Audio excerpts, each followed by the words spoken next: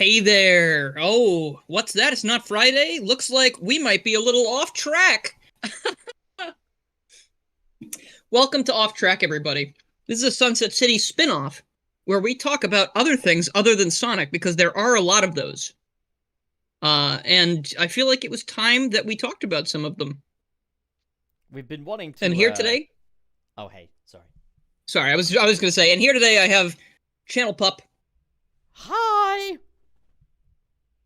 and nobody else, but we may have guests and other people from Sunset City on here as well at some point. But right now it's Pup and I, and we're going to talk about Spider-Man cartoons today. Hell yeah, we are. We're talking Spider-Man on Sunset City. That's crazy. Yeah, I mean, I feel like there are plenty of times we could point at where either definitely you, I'm sure over the years, have referenced Spider-Man on this show, and, Oh, I've done it too. we've done like spoiler casts from time to time. We had an episode called The Big Tangent where we just talked about Spider-Man. Um, Oh, that's cool. so what we're doing is nothing new, actually. It's not even very exciting or interesting or anything like that. Well, see, that's not the thing you want to say on the first episode of a new series. Oh, Well, well, actually, what I mean is that's a it's good point, more though, of because the same. more of the same, but also we did have some ideas for this show where the format might change a little bit here and there. Like we had a good idea where we sort of have this format where we do almost like reactions. Like let's say I haven't seen something, but Pup has, and he wants to show me something. Might do some stuff like that occasionally. And other fun things include that we've talked about at least. Might actually set up some fun like almost like lore dump, like full explanations of certain franchises. Like let's say I know a franchise really well. I might sit down Pup, Trey, and Frank, and I might just read them a gigantic thing all about such and such. And yeah, I think this is going to be like a much more open-ended Sunset City thing where we do maybe some other things, but also it might just be like we talk and hang out like usual. Too. Hell yeah. I've also seen that apparently my audio levels are pretty low, so I've turned them up. Maybe that's a little too Excellent. loud because that just went right into the red. I'm gonna turn these down a little. I mean, you sound okay to me. Oh, okay. Well, I mean, it's just sure.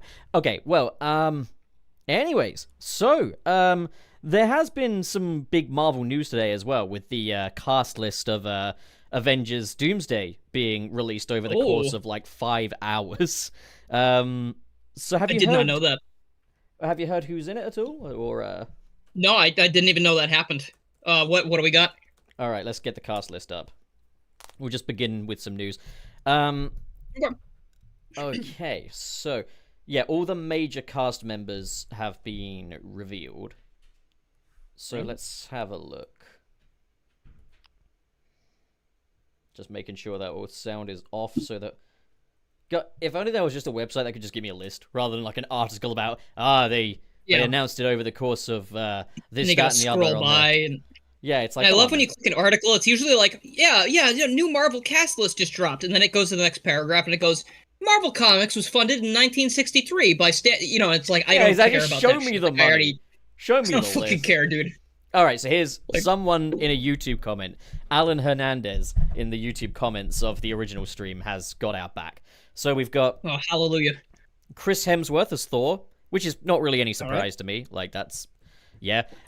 Vanessa Kirby as Sue Storm. So the Fantastic Four are going to be in it basically. So that's from the new movie. Yeah. Right. And that new movie takes place in like a 60s timeline, a 60s universe, so they'll definitely be part of Right. a multiverse thing. Then there's Anthony Mackie as Captain America, hot off the back of his Very incredible Captain America movie, Brave New World. We've got Sebastian Stan as Bucky Barnes. So he's All back. right. Okay. Letitia I always Wright love to see is Bucky. Letitia Wright is back as Honestly, Black Panther. Sorry, I just want to say I love Anthony Mackie as Captain America so much. Me He too. fucking- It's just that movie wasn't it. Like he needed a I really wish big. the movie was better because, like, the dude deserves like a kick-ass Captain America movie. Like he just, oh god, I love his performances so much. I thought Like, he Falcon and the fucking- Winter Soldier was actually pretty solid. Yeah, Not I as think so, too. nuanced as it maybe could be, but not bad at all. So that was a It much was better. fine. It was like a decent movie, basically. I don't know yeah. what it felt like. So then we've got Sebastian Stan as Bucky Barnes, Letitia Wright as Black Panther, Paul Rudd as Ant-Man. Hooray. Oh, hell yeah. Wyatt Russell back as U.S. Agent. U.S. Agent? Okay. Tenoch Huerta Maya, I hope I'm pronouncing that right, as Namor. So Namor is back. That's pretty exciting to me because I was a big fan of Wakanda Forever. Oh, okay. All right. Now, this is another one I'm struggling to pronounce, but Eben Moss Backrack as The Thing. So, once again, Fantastic Four. They might as well just introduce all those at once. Simu Liu as Shang-Chi. All right, okay. That's Florence... we haven't seen him in a while. When the heck did Shang-Chi come out? 2020. Or 2021, rather. Okay, that's probably why we haven't seen him for a while, because that was a terrible time for everybody. Florence Pugh as Yelena Belova. All right. Kelsey Grammer as Beast, which is quite a big deal, because he's Fox Universe. Yeah, that rocks, okay. Lewis Pullman as Sentry, so straight out of Thunderbolts. Looks like the Thunderbolts are going to be part of... Oh, actually, I just thought of something. We did actually have like an after-credits sequence for something where we saw Beast, didn't we? Yes, we did. Wasn't there like an after-credits thing? It was in the Marvels. Right, okay. Okay. Lewis Pullman back as Sentry. Danny Ramirez as Falcon, so he's the new Falcon from Brave New World. Wasn't a big fan of his character because he was just kind of a very, it was a youngster archetype, really. But hopefully, under a better written movie, he'll be good. Then we've got Joseph Quinn as Johnny Storm. So once again, Fantastic Four. David Harbour as Red Guardian. So once again, Thunderbolts. Hence why they've probably put like a little asterisk next to the name of the Thunderbolts, is that they're going to become Avengers. Winston Duke is back as M'Baku. And the man is built like an absolute brick shit house. I respect it. Hannah John Kamen as Ghost. So she was the antagonist of Ant-Man 2, as well as she's going to be in the Thunderbolts. Tom Hiddleston as Loki. Now, that's an interesting one, because I heard people really like the way his story ended in Loki 2. But, well, it's Marvel, like, nothing's ever I would say his story has reached... I think it's weird. I wouldn't say his story is over. I would say, like, he's got such an important role that I feel like his story is, like... His story is now everything, basically. Like, the entirety of the multiverse is his story now, kind of. Sure. Which is interesting. Well, like, he's like, cosmically... Even more than cosmically. Like, he's, like, multiversally... God, basically. It's about to get a lot more exciting. Okay? So... Okay, wait, hold on. Wait. We should probably... I know you're about to say Patrick Stewart, which isn't a huge thing, because he was already in that other movie, but, like... I would say, if anyone doesn't want to know who might be a surprise to this list, you might want to not listen for a little bit. Like, maybe we'll post in chat when it's done. I just don't want to spoil it for anyone who doesn't want to know. Yeah, it's all officially announced stuff, so it's all stuff they are okay with you knowing, but, like, Yeah. Yeah. So then we've got, Patrick Stewart as Professor X is back, which is great. Ian McKellen is back as Magneto, which is great. Ooh. Then we've got Alan Cumming back as Nightcrawler. Oh, so this is definitely Gen 1 X-Men. Rebecca Ramin is back as Mystique. James Marsden is back as Cyclops. Okay. And you're going to be really happy about this one. Channing Tatum is back as Gambit. Ooh, yay! That's really good. I'm glad to hear that. Pedro Pascal, Reed Richards. They might as well have announced that with the rest of the Fantastic Four. And Robert Downey Jr. as Doctor Doom. Now, I did not hear Deadpool or Wolverine in there. No, I didn't. And I didn't hear Spider-Man as well. And Peter's not in there. What the fuck? Yeah, there's no Spider-Man in there. That could be waiting upon Sony clearance, but, like, these are all, like, the main actors, allegedly. That is a lot of people so far. Like... The live stream where they announced this went on for 5 hours and 27 minutes. Oh, and they, like, drip-fed the cast or something? Yep, I was just like, they're not beating the Marvel doesn't respect our time allegations. Okay. Yeah. So Charles Champ said, suppose someone hasn't seen any Marvel since Endgame. Do you think they'd still be able to follow what's going on in this movie? We'll have to see, because to be fair, like... I don't know. Infinity War, great movie. I've shown that to people who haven't seen any other Marvel movies, and to them, it is just incomprehensible noise, effectively. Like, Yeah, it's probably going to be confusing, I would say, if you haven't seen a lot of the stuff, but I haven't seen everything either. There I are just some things reckon that I tried watching and I couldn't watch. Like I was just fucking like I can't. I reckon It's what's probably going to happen is it's probably going to rely on knowledge of phase 1 through 3, but it probably won't rely too much on knowledge from phase 4 or 5. and the classic X-Men. Yeah, I mean, like I think things that people remember are going to be a bigger part of this. And there are some actors on there where you can basically say they're probably going to be in the film for 5 minutes, just like setting things up and stuff. Like, I doubt Falcon's going to be in it much, and I doubt Mabaku's going to be in it much. And it's going to be interesting as well, given that like this movie needs to introduce Doctor Doom, and we've got so many superheroes who haven't met before. Like, so it's going to be quite an uphill battle.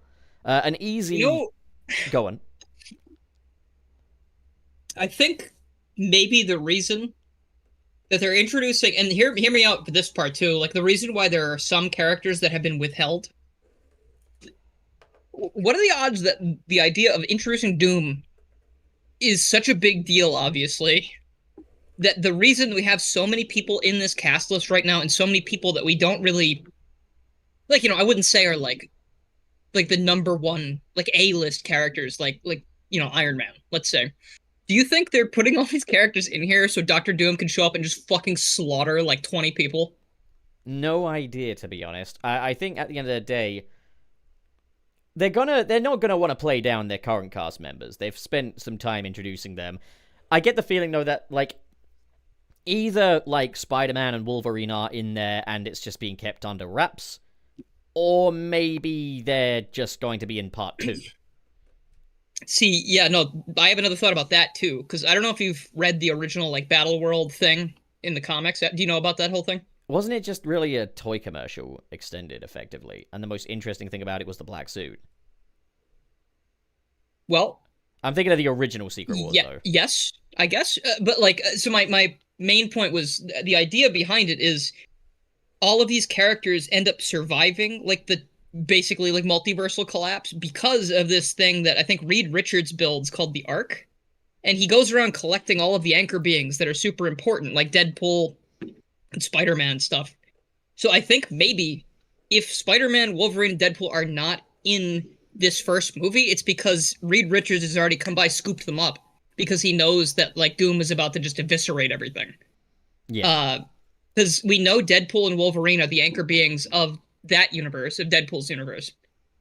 We don't know who the 616 or slash Marvel Cinematic Universe 616 anchor being is, and my theory is like it's got to be Spider-Man, right? Like it's got to be Tom Holland Spider-Man.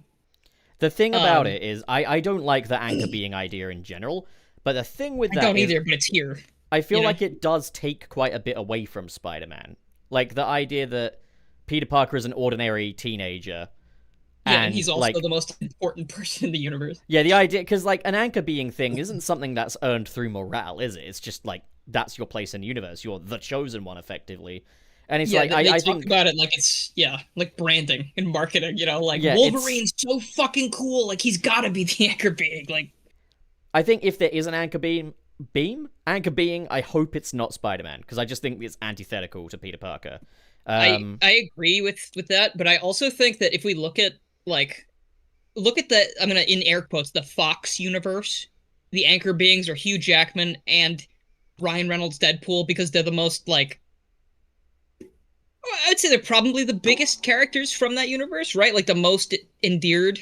So the anchor being ends up being the fan favorite. The thing with that kind of self-awareness. That's what I'm thinking. The thing with that kind of self-awareness is it can very quickly dismantle a character. It'd be like, say you're a comic writer and you're like, Spider-Man is the greatest fucking superhero ever, and I'm going to make a comic book that'll prove it. And then in that comic book, Spider-Man is proven to scientifically be the greatest superhero ever. It's like, it removes, like, we don't read Spider-Man because he's the greatest superhero ever. We read him because he's, an underdog. He's Spider-Man. Or because he's just fucking cool. Like, you take your pick. Yeah. But no one reads Spider-Man I don't because... love the anchor beings thing, but it's like, it's here, so they're probably not going to drop it, It's probably going to be an element, but I'm hoping they'll know reboot. better than to do Spider-Man in that. I think Feige will. Like, I don't think Feige's gonna do that with Spider-Man, especially after like Friendly Neighborhood Spider-Man has shown us what like a Marvel Studios Spider-Man would be without Sony, effectively. Yeah, and it's good also. But also, Yeah. I just had another thought. What if Iron Man? What if it was Iron Man? And that way, like now we have the whole collapse thing happening, like the decaying starting, and that's why Doom is able to like squeeze through and start fucking everything up. Like Iron Man's been dead, so the universe just starts. You know what? I actually hate the anchor being thing. Now that I think about it, Yeah, it's terrible, right? I Like, I think the like thing is though, imagine one person dies and then the world fucking ends. there's Like, there is a I really shit. don't like that now. I just think throughout this whole process, there's a stench of insecurity with this whole film. Like, there's no claiming that this was ever the original plan. There's no claiming that it was No. ever building to this. And it's like They had to do some huge backpedaling because most of the new phase was like garbage, and then, Kang is not really usable. Yeah, like anymore. The thing is that Kang thing was also quite a knee-jerk reaction from Marvel Studios as well. Because they waited a while before firing him. Like I thought they waited like the whole trial, and when he was guilty, they fired him. I think that is the case, but it's just like when you look at some of the things that other Marvel actors have confirmed done and stuff like that, it more just feels like the recency of it, really. Because like Jonathan Majors, what he was actually convicted on was not quite what people think it is. Not quite what people like run with. I thought he like assaulted his girlfriend or something. Didn't. So that was one of the accusations, but all of that got thrown out. The only thing they really found him guilty of was when he was trying to get away from the lady, accidentally closing a door on her, effectively, and it ended up on her thumb. But from the sounds of things, it might have been like another way, like an Amber Heard kind of situation. So like, it's hard to really say. But it's interesting that like Marvel have taken part in the legal circus here. Then consider that they had William Hurt after the fact of what William Hurt did. And, like, I'm not going to say what William Hurt did on this stream, but you can Google what William Hurt did. Also, like, Josh Brolin as well. You know, like, it was in a heat of a moment, like a domestic argument and stuff like that. He's fessed up to that. The marriage is fine. It's stuff they've all worked on, I guess. But, like, he's basically done what Jonathan Majors was accused of and got to stay as Thanos after the fact. So it's just like, there's something fishy about the Jonathan Majors thing for me. Mm-hmm. Yeah, no, I don't know too much about it. I just heard that, it's there has been a lot of running with very little bits of information and stuff that's been embellished. But, moving away from that, Spider-Man, though, because... Yeah, MCU is... I mean, that's about as much we need to talk about it, the Doomsday for now. But, like, I am curious to see more about what's going on with that. Yeah, but that's the news that we've got for today. No word of a Spider-Man. So, shall we get stuck into our little Spider-Man adventure? Yeah. And you know what's funny? We've actually successfully followed structure better than we have on basically every Sunset City episode. Because we take Spider-Man very seriously. Spider-Man's not a game. I mean, it also helps that there's only two of us. It's always more focused when there's only two of us. Like, when there's four of us, we get the giggles. We get silly, and it's good. I like it that way. But, like, Yeah. Dude, first also, of all... I want to say real quick, I wasn't thinking... When you said William Hurt earlier, I was thinking of John Hurt, and I was like, what? No! He didn't... No, not John Hurt. No, William I was Hurt. like, no! I'm like, he's dead also, so I don't think he could do anything at this point. But, that freaks me. I was like, no, not John Hurt, no! Yeah. Anyway. But okay, so, first of all, we should probably just mention for anyone new here or whatever, like, super chats are read out at the end of the show, let's just so that they know that and everything, and then, we're good. So, let's dig it. So what we did, I naturally have quite a bit of experience with Spider-Man cartoons. Like, I've seen a good chunk of them, some more than others, definitely, but I've seen a good chunk. Dilnor here, like, before this little experiment, what would you say was your kind of knowledge of Spider-Man cartoons? I had seen I had seen the animated series, the second one we watched, not the original, like the one, it's the one where all the memes come from, like the one where he's like, "Shaka, Yeah, yeah, I'll yeah. chase you to the edge of the earth." Like that was the one I'd seen the most of as a kid, and then way later, I had seen some of was it Ultimate Spider-Man? That was the one with all the pop-ups and shit Yeah, the one with the cutaway gags. with the cutaways. That's the one I'd seen as well because I remember seeing the Deadpool episode specifically of that show. Yeah. I think I just watched it on YouTube, but I think I might have caught a few episodes just like with Disney XD on the TV or something. Um, but yeah, that's about it. Like I'm very familiar with the Spider-Man live action movies, and I've seen Spider-Verse, obviously the two movies. But other than that, I haven't delved a ton into the cartoons until now, and the comics as well. Like I haven't read a ton of them. Like I read the entire Dan Slott run, like Superior Spider-Man until he left, and then yeah, that's about it. I read like 5 years of Spider-Man comics in like a week, and then I was like, all right, I'm done. I think Dan Slott peaked at Superior Spider-Man as well. Like the Parker Industries Yeah, arc, didn't like that very much. But okay, so whatever. in my own case, when it came to Spider-Man, the cartoons weren't actually a big part of it growing up for me. Like there was like the Spider-Man PS1 game, and there were the Spider-Man movies, and then there were some Spider-Man comics. Yeah. Within that, I played but, like, some games as well. Yeah. I didn't tune in much to Spider-Man the animated series at all, which is funny. But I think it's because like an awkward positioning opposite Batman the animated series. Like I always found it just kind of difficult comparing the two. I guess like as a kid, it's always like, oh, well, why would I want to watch the Spider-Man cartoon when I can watch the Batman cartoon? Yeah, like, spiders are stupid. Bats are cool.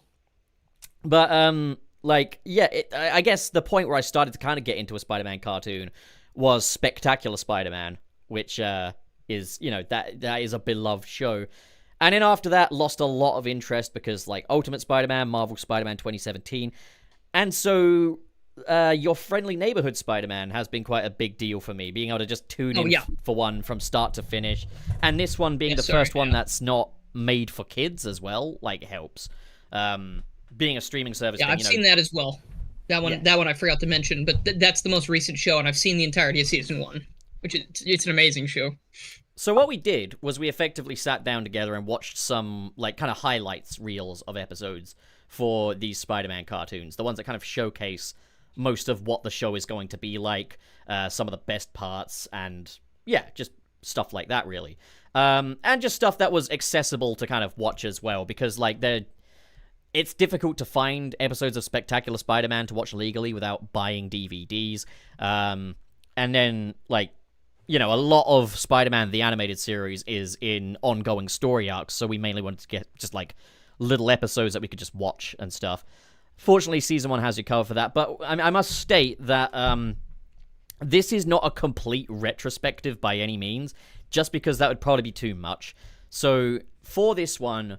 sorry to fans of Spider-Man and His Amazing Friends or Spider-Man Unlimited. We've just gone for Spider-Man 1967, Spider-Man the Animated Series, which released in the 90s, Spider-Man the New Animated Series, which was early 2000s, Spectacular Spider-Man, late 2000s, Ultimate Spider-Man, early 2010s, Marvel Spider-Man 2017, late 2010s, and your friendly neighborhood Spider-Man 2020s. That'll give you kind of like a reference of kind of like where we're at timing-wise. There's not much to really even say about, say, Spider-Man 1981 or Spider-Man and His Amazing Friends, to be honest. Unlimited could probably be its own video because it's so crazy. But, yeah, I guess we'll start off with Spider-Man 67. So, Dilnor, what do you think of Spider-Man 67, the OG, the original TV Spider-Man? God, I had a lot to say about that. There was so the fact that I'd never seen it before, and my only experience with it was memes. Like the pointing meme, or like you seen that shit, Spider-Man? Like, he's looking down off the building pointing. And it's like, I was like, yeah, I'm probably gonna love this, because I love old cartoons. Sometimes I love superhero stuff. I love Spider-Man, and if it's silly and goofy and campy, I'll like it. And I don't know which episode. I think he said watch anything from season one, right? And then Yeah, so I he said basically season two and three change a lot, and I was like, oh, okay. So I'll, yeah, I was season like one must be I was so like season one must be watch. kind of like lackluster, right? And I was like, oh, it gets better, That's but what you were thinking, yeah. yeah, I did not like it at all. Well, no, so the reason I There wanted you to was see more than just season one is because a lot of yeah, fans do that. There's a lot of retrospectives out there that watch season one of Spider-Man 67 and go, oh, it's kind of quirky, it's dated and stuff, but it's just Spidey fun nonsense stuff. But yeah. what they're not seeing is like a gold mine of just a completely different show. Like, people will talk about the silly adaptations of Doc Ock, but they never talk about the fact that season 2 only had one comic book Spider-Man villain in it, being Kingpin. They don't talk about the 20-minute Oh, episode format. They don't talk about how season dude. 3 straight up has an unauthorized crossover with another cartoon, effectively. It's Yeah. crazy. Like literally this show, the Kingpin episode. I think you said I'm gonna show you the worst episode of the show, Oh no, no, and it's not the the one with worst. Kingpin. No, I didn't. I didn't It say it wasn't the was the worst. worst. That's actually considered one of the better ones. It's really sad. Yeah, because the Kingpin episode, Kingpin. First of all, I hated looking at him. I hated the design. Like his eyes were pissing me off the whole time. I don't know why. But like the fact that the show, and we did talk a lot about this while we were watching them, and we do have recordings of that, and we're gonna try and release that in some regard, so you guys can like have the It will be the like a little commentary we did, Patreon thing. You'll get a like little a members thing, highlights yeah. reel. Yeah. But when I was, what was I gonna say? Oh yeah, well we were watching it like a lot of stuff. Like I got a lot of information about it. Like there's a lot of reused animation. It's because hey, it came out in the 1960s, and apparently one guy was working on it. Right? In like, yeah, season 2 and so it was always a very low budget animated thing. They wouldn't throw a lot of money at Marvel properties back then, which is crazy now Yeah. considering. But Yeah. yeah, they weren't throwing a lot of money at it. And in the second season, the company that worked on the original first season had gone bankrupt. And so the rights to Spider-Man were moved over to a company called Krantz Films, where a fella called Ralph Bakshi, who's probably best known for the Fritz the Cat adult animated movie, he was basically tasked with making Spider-Man episodes. Like, he had to basically animate the entire thing pretty much by himself, if I remember correctly. And like, it was like they had to get an episode done a week, and the episodes had teeny tiny budgets that only got smaller over time as well. So full respect to him. I'm gonna say this: a lot of people will say, "Oh, it was fine for the time. The animation was good for the time." It wasn't, guys. Watch other cartoons. Trust me. It's really not. Like I would say even like fucking Scooby Doo or like Scooby Doo, yeah. Flintstones looks better than that show. Like looks better than Spider Man. Like Because it's that's crazy. the thing, is like that Hanna-Barbera stuff was considered like the cheap animation, and like you've got that opposite things like the Fleischer Brothers, Superman and stuff. Like 60 Spider-Man is appalling in terms of its animation quality, but It's really bad. it does get the job done. It does evoke a fairly comic booky vibe, and especially, well, in the second and third season, it's more impressive considering the constraints that they were under. But god damn, like seeing the same tough poses of Spider-Man. It's fucking mind-numbingly boring because like there's like let's for instance, you haven't seen it, right? I haven't seen it either. Pup was like, get ready to see this 100 times. Like, and he was talking about the swinging scenes because there's just scenes in some of these episodes, the longer ones specifically in season 2 and 3, where they will just reuse Spider-Man swinging over static backgrounds, and he'll do the same movements and the same things, and they'll just like flip it, and it goes on for like 3.5 minutes of the same shit being used, and it's just like, I get it. I get that they had no money. Just don't make a show then. Just Well, don't do it. the reason I showed you that episode in particular as well was because that was the point where, when on my last watch through, I was like, "Whew, I'm starting to feel these now. Like, this isn't feeling good anymore. I'm feeling strained." And you I gotta was think, feeling it by the end of that episode. well, you gotta think, when I did that, I had a series worth of season 1 episodes under my belt already. Yeah. And I was just like, moving into season 2, I was like, okay, fresh perspective, something a bit different.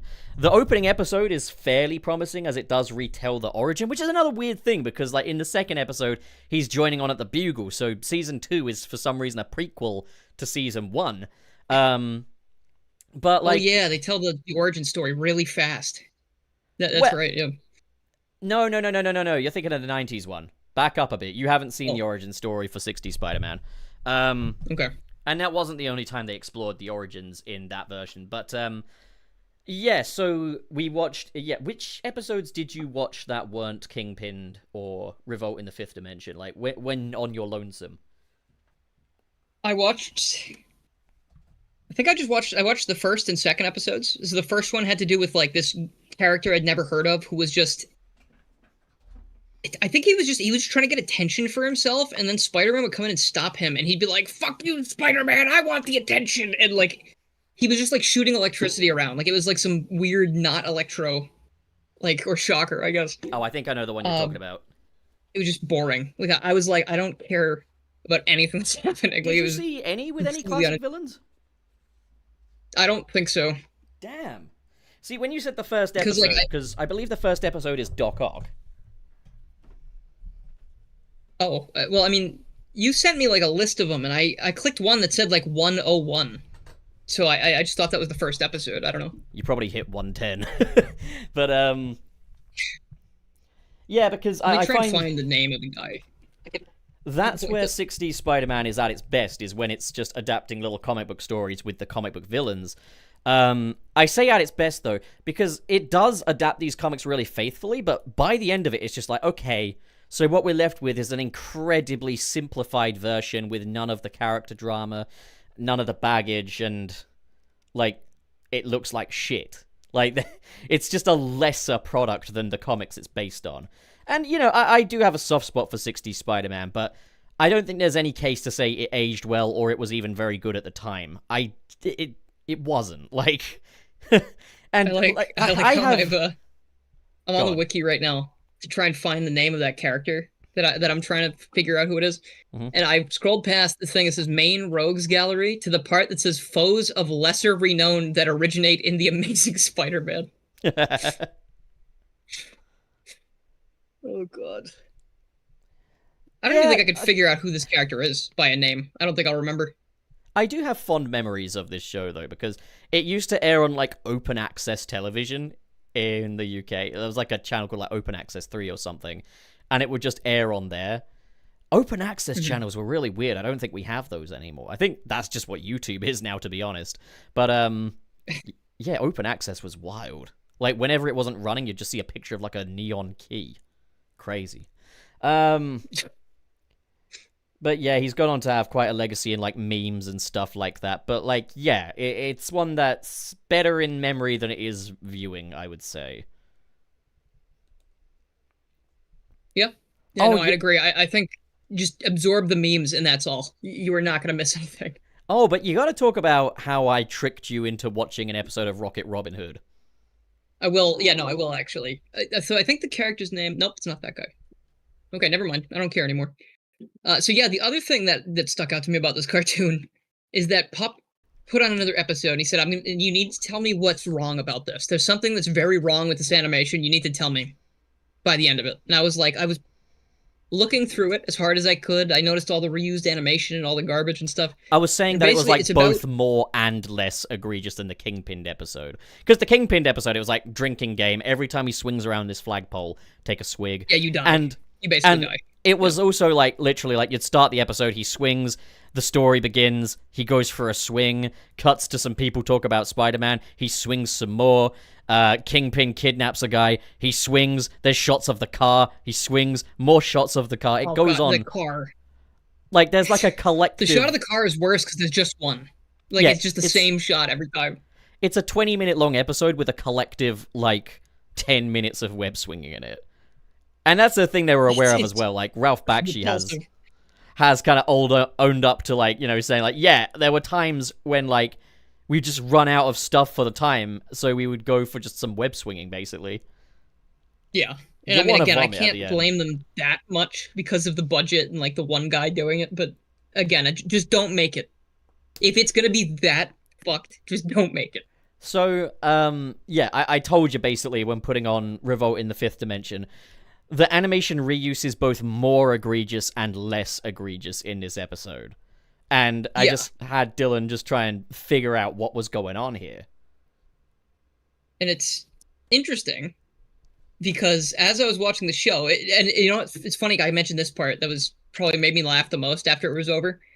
The episode that we're talking about, it starts out with like these funky little alien guys, and there's like a thing where they're like, "We're trying to save the library of our people from being destroyed," and you know, like one of them gets captured and killed, and the other one finds its way to Earth, and like I was like really invested. Like that was the most invested I was in the episodes I watched. I was like, "Holy shit, it's a noble mission, something good, yada yada." And they arrive on Earth. There's a fun twist where the alien's actually really tiny. Like he jumps into Spider-Man's hand and he can hold him in like one hand. And there's this fucking villain that I loved. He's just like this angry ant-looking guy that just keeps yelling. The secrets of Dementia 5, eh? He's fucking awesome. Like I loved him. And then we get to the very end. It ends like everything's over. It's just like literally just imagine it away and it goes away. It was a very stupid ending. And then Pup turns to me and goes, "So what was the problem? You know, what was wrong with it?" And I didn't know. So then he shows me a different show called Rocket Robin Hood, which is just another 60s cartoon, I guess, about Robin Hood in space. It's like a sci-fi thing.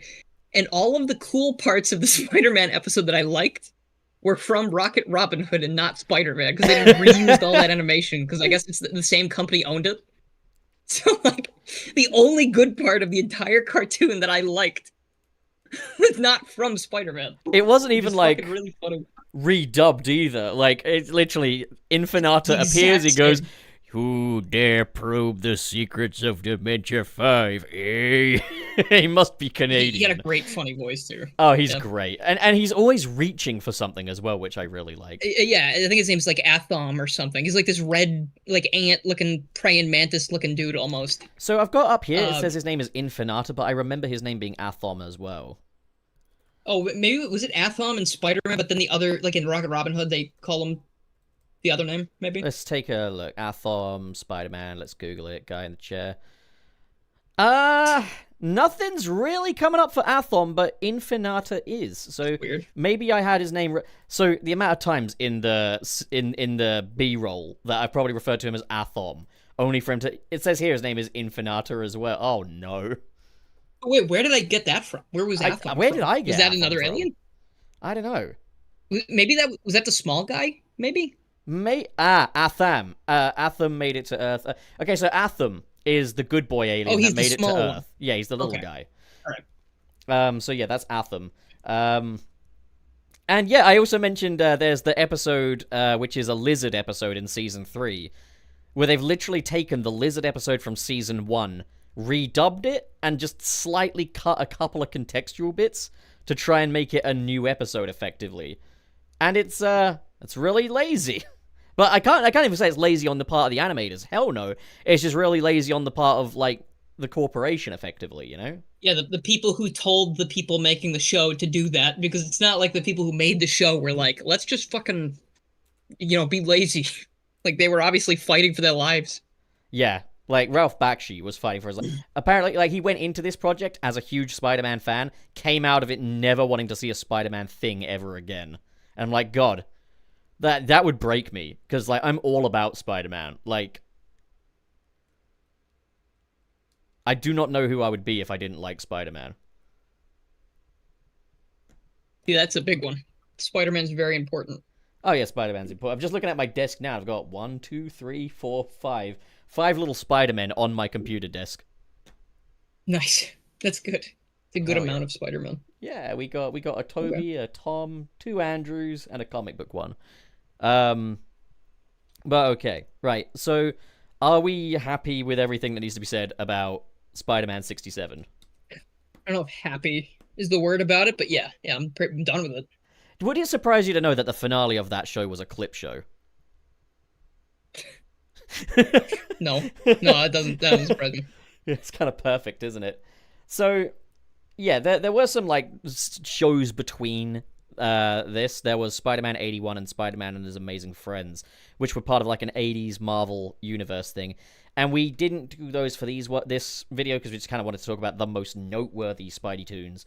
Yeah, they're whether right. that be good or bad.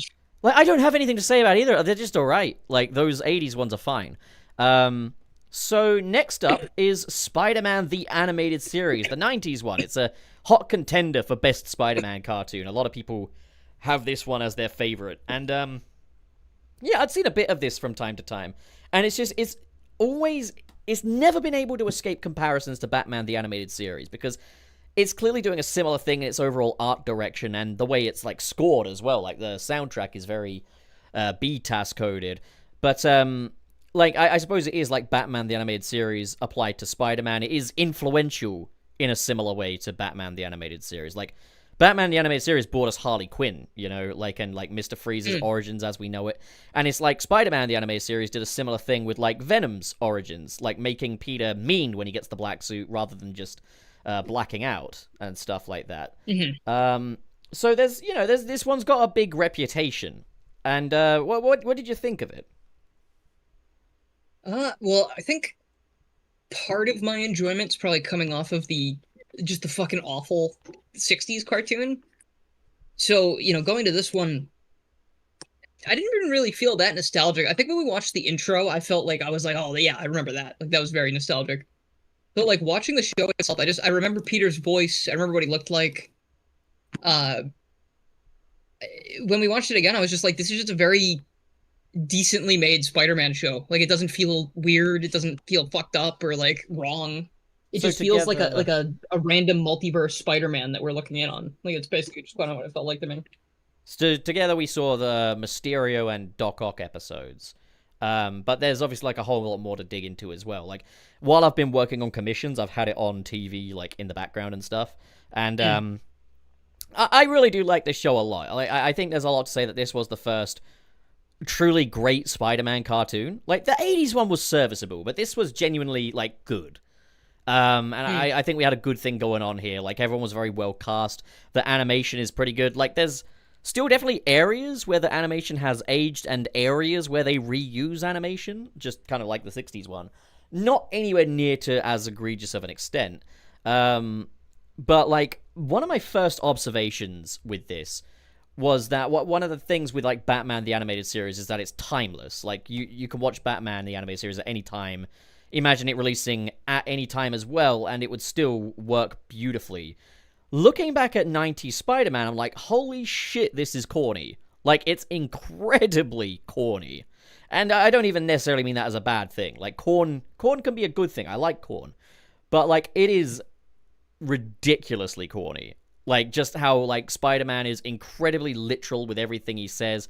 How very directly he communicates with the audience while also not directly talking at you. But, like, he really drip feeds a lot of information to the audience. And it doesn't surprise me because it's, primarily a kids show first and foremost, so they will do that. But I think, Batman the Animated Series, where that's benefited from is that it does have a much more mature storytelling to it.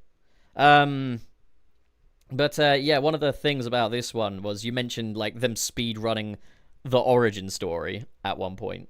Yeah, it was, like, one scene where, like, I don't even remember why, really. And it's also funny in the flashback, he looked exactly the same. Which is, I don't know, this is like an older Peter Parker, but they also kind of treat him like he's like a kid still a little bit. Like I feel like I don't know, like when they zoomed in on him and still at Aunt May's house, like he looked like a kid in his room. Like yeah. Is he supposed to be like a teenager? So he's supposed to be kind of college years, I guess. He's supposed to be, I'd say, about 19 to 20 age bracket. Yeah. And like everyone looks like adults in that show. And Spider-Man himself, well, like the actor, I believe, was modeled off of Nicholas Hammond, who played Spider-Man in live action in the CBS 1970 Spider-Man TV show, live action. And we'll talk about that at some point because that's an interesting show. But so the thing with this one as well is structurally it changes a lot in its second season as well. In this case, it was like, season 1 has perfectly serviceable introductory episodes to each of the villains and stuff. You've got an episode devoted to Scorpion, Doc Ock, Hobgoblin, etc. Occasional 3-parters, and there is continuity. But then season 2 is like, it's all one story. And then season 3 is all one story. Like Neogenic Nightmare, parts 1 through like 10, effectively. And it all goes serialized after that, which I think is a really cool move. Like, especially like with how season 1 introduces everybody. Season 2, like, everything really comes together. It's like, oh, we're going a bit bigger this time. That's very cool, you know? Yeah. No, honestly, that's actually kind of what Steven Universe does. Like a little bit. Like I'd say for like the first like I don't know, like 50 something episodes, the first season, give or take, it's like it's all world building and like little anecdotal episodes that are just like silly. And then once they've built up everything they need to build up, then they drop like the crazy shit on you and it becomes like a story that mostly progresses as time goes on. Like there's still some filler episodes and stuff here and there, but it becomes a pretty good story. Like I like it when cartoons are able to do that. Like I prefer it when a cartoon has a story. Like I don't like episodic things like a lot. It's fun sometimes, but like I'd rather consume a story that keeps going. I think Spider-Man does it well because, like, yeah, it gives you those opening episodes for you to find your footing and stuff, and then you're off to the races with season 2, effectively. But, like, season 1 is no slouch at all. Like, it's, you know, like, the animation is still good. It's definitely not as stylized as, say, Batman the Animated Series. It's got to be an obnoxious comparison point, but it's just always going to be there because they released opposite each other, and they're two of the biggest superheroes in the world. And, like, yeah, so there was the Mysterio episode where, like, after Mysterio's framed Spider-Man, everyone hates Spider-Man, and Spider-Man's like, I'm not going to be Spider-Man anymore. He goes outside, has a talk, and then goes back inside and becomes Spider-Man again. Like, that's what optically happens in universe. Like, he goes out, and this woman has this very on-the-nose conversation, be like, oh, you take pictures of Spider-Man, but clearly you're not as good as Spider-Man. And then she drives off and she goes, and like Peter's like, she was right. This takes me right back to Uncle Ben. He died in my arms. Yeah. And now I have to, and now I've sworn to protect the world as the amazing Spider-Man. Spider-Man in this does not want to be Spider-Man. Any excuse for an out, he wants to see if he can take it. And it's very funny how, like, grumpy this Spider-Man gets. But especially, yeah, in the Venom trilogy, the part 1s through 3 of the alien suit, where he's just really up in arms about Shocker. Like, he's not gonna let this guy go free. It's good acting, but it's crazy. Like, it's just crazy. Yeah. No, it's absolutely ridiculous. Like, the fact that they not only shove the origin story into that moment as a point to be like, I'm being stupid, I should just go back. It feels like they speedrun Spider-Man No More as well, which is kind of silly. And it's like, it just makes Peter seem like he's fucking, like, really indecisive. He's all like, over that's the what place. I got from him. Like, it's kind of how I felt. It's just fucking goofy. I think, you know, they did a really good job with all of the villains. Like, Mysterio, like, popping his fishbowl off and just, like, rolling it around was a very Mysterio thing to do. Like, his whole introduction was very extra, so I think they did my boy justice. Then there was also, like, the censorship, though, because one of the things I told you going in was that they're not allowed to say blood or death in this show. But then the theme song is literally called Radioactive Spider Blood, and that's the lyric they repeat several times. And then also there's a point where Ock tells him he's going to be a smear of blood on the wall when he's done with it, and it was like, yeah, actually, yes. That's really strange that he's allowed to say that there. Yet when Morbius becomes a major character in the show, he can only drink plasma. It's so strange. And there's also, like, things maybe like drinking blood is like, I don't know. Maybe they'd be like, oh, kids would be afraid of that. They wouldn't like vampires. There's other interesting things though as well, such as like they do kind of adapt the death of Gwen Stacy, but like they do swap a lot of characters around, because one of the things they said was, like, Peter's kind of caught between two love interests, which are Felicia Hardy and Mary Jane Watson. And the first season aired kind of a little out of order, so he's kind of very backwardsy forwardsy between the two. However, you know, checking back in season 2, he still kind of likes both of them effectively. He's a dirty little horn dog. Can't have one at a time, can you, Petey? But yeah, they basically swapped out the character of Gwen with Felicia Hardy, because everyone knows what's going to happen to Gwen as soon as she shows up. This kind of gave them like an element of surprise, and lo and behold, there is an episode where Mary Jane is dropped, but she's dropped into like a time dilation machine kind of thing. So rather than snapping her neck, it's like poof into another timeline. And the show actually kind of, continues on with Peter marrying a fake MJ, which is kind of like a kind of an illusion kind of thing. Or not an illusion, but like she's just not the real deal, basically. And that's where that incredible line delivery of him like no, like when she's fading away. Yeah, that's where that comes from. Like Christopher Daniel Barnes as Peter Parker is just ridiculous in the voice acting department. It's so good. There's no wonder he's like so beloved in the role. Like this guy wrote the playbook that Yuri Lowenthal is performing in. Yeah. And then, Charles Champ mentions there's a lot of, laser guns in it as well, as opposed to, regular guns, because they say a kid can't go digging through their parents' closet and find a laser gun and play with it the way they can with, a real gun. So, that was a good decision, actually. And this show did very much pioneer the idea of, a Spider-Verse as well. Like, there is, an episode or an arc that features lots of different Spider-Men brought together by Madam Web. So it's kind of crazy how forward-thinking this show was. It's a piece of Spidey history, and I don't think it's aged perfectly. I don't think it's aged badly either. Yeah, no, I don't think it had I'd say even the animation looks pretty good. I wouldn't look at it and say it looks ugly. The character designs are fine. I think they're all good, honestly. Yeah. It's yeah, I mean, I wouldn't even say it's not even a product of its time thing. It's just good. I feel like it's good for anybody at any point, really. And it's long. There's a couple seasons, right? There's 4. Yeah, that's a lot, I would say, for something like this. The first one got 3 seasons and 2 of them were fucking limping across the finish line. Yeah. But then the second one only got 1 season. So that's Spider-Man 81, but that's one for another time. Yeah, I mean, I feel like we've covered that pretty well. That's... Yeah, 90s Spider-Man, I can see why it's a lot of people's favorite. It's not my favorite on this list, we'll get to that, but it's definitely a trailblazer. And I think, it wrote the playbook for how a Spider-Man TV show should be. So, next up is one we kind of disagree on, isn't it? So the next one is Spider-Man... No, we're not... the shitty one. Spider-Man, the new animated series. This one's the CGI one. That's the 3D one. Yeah. We disagree on this one, don't we?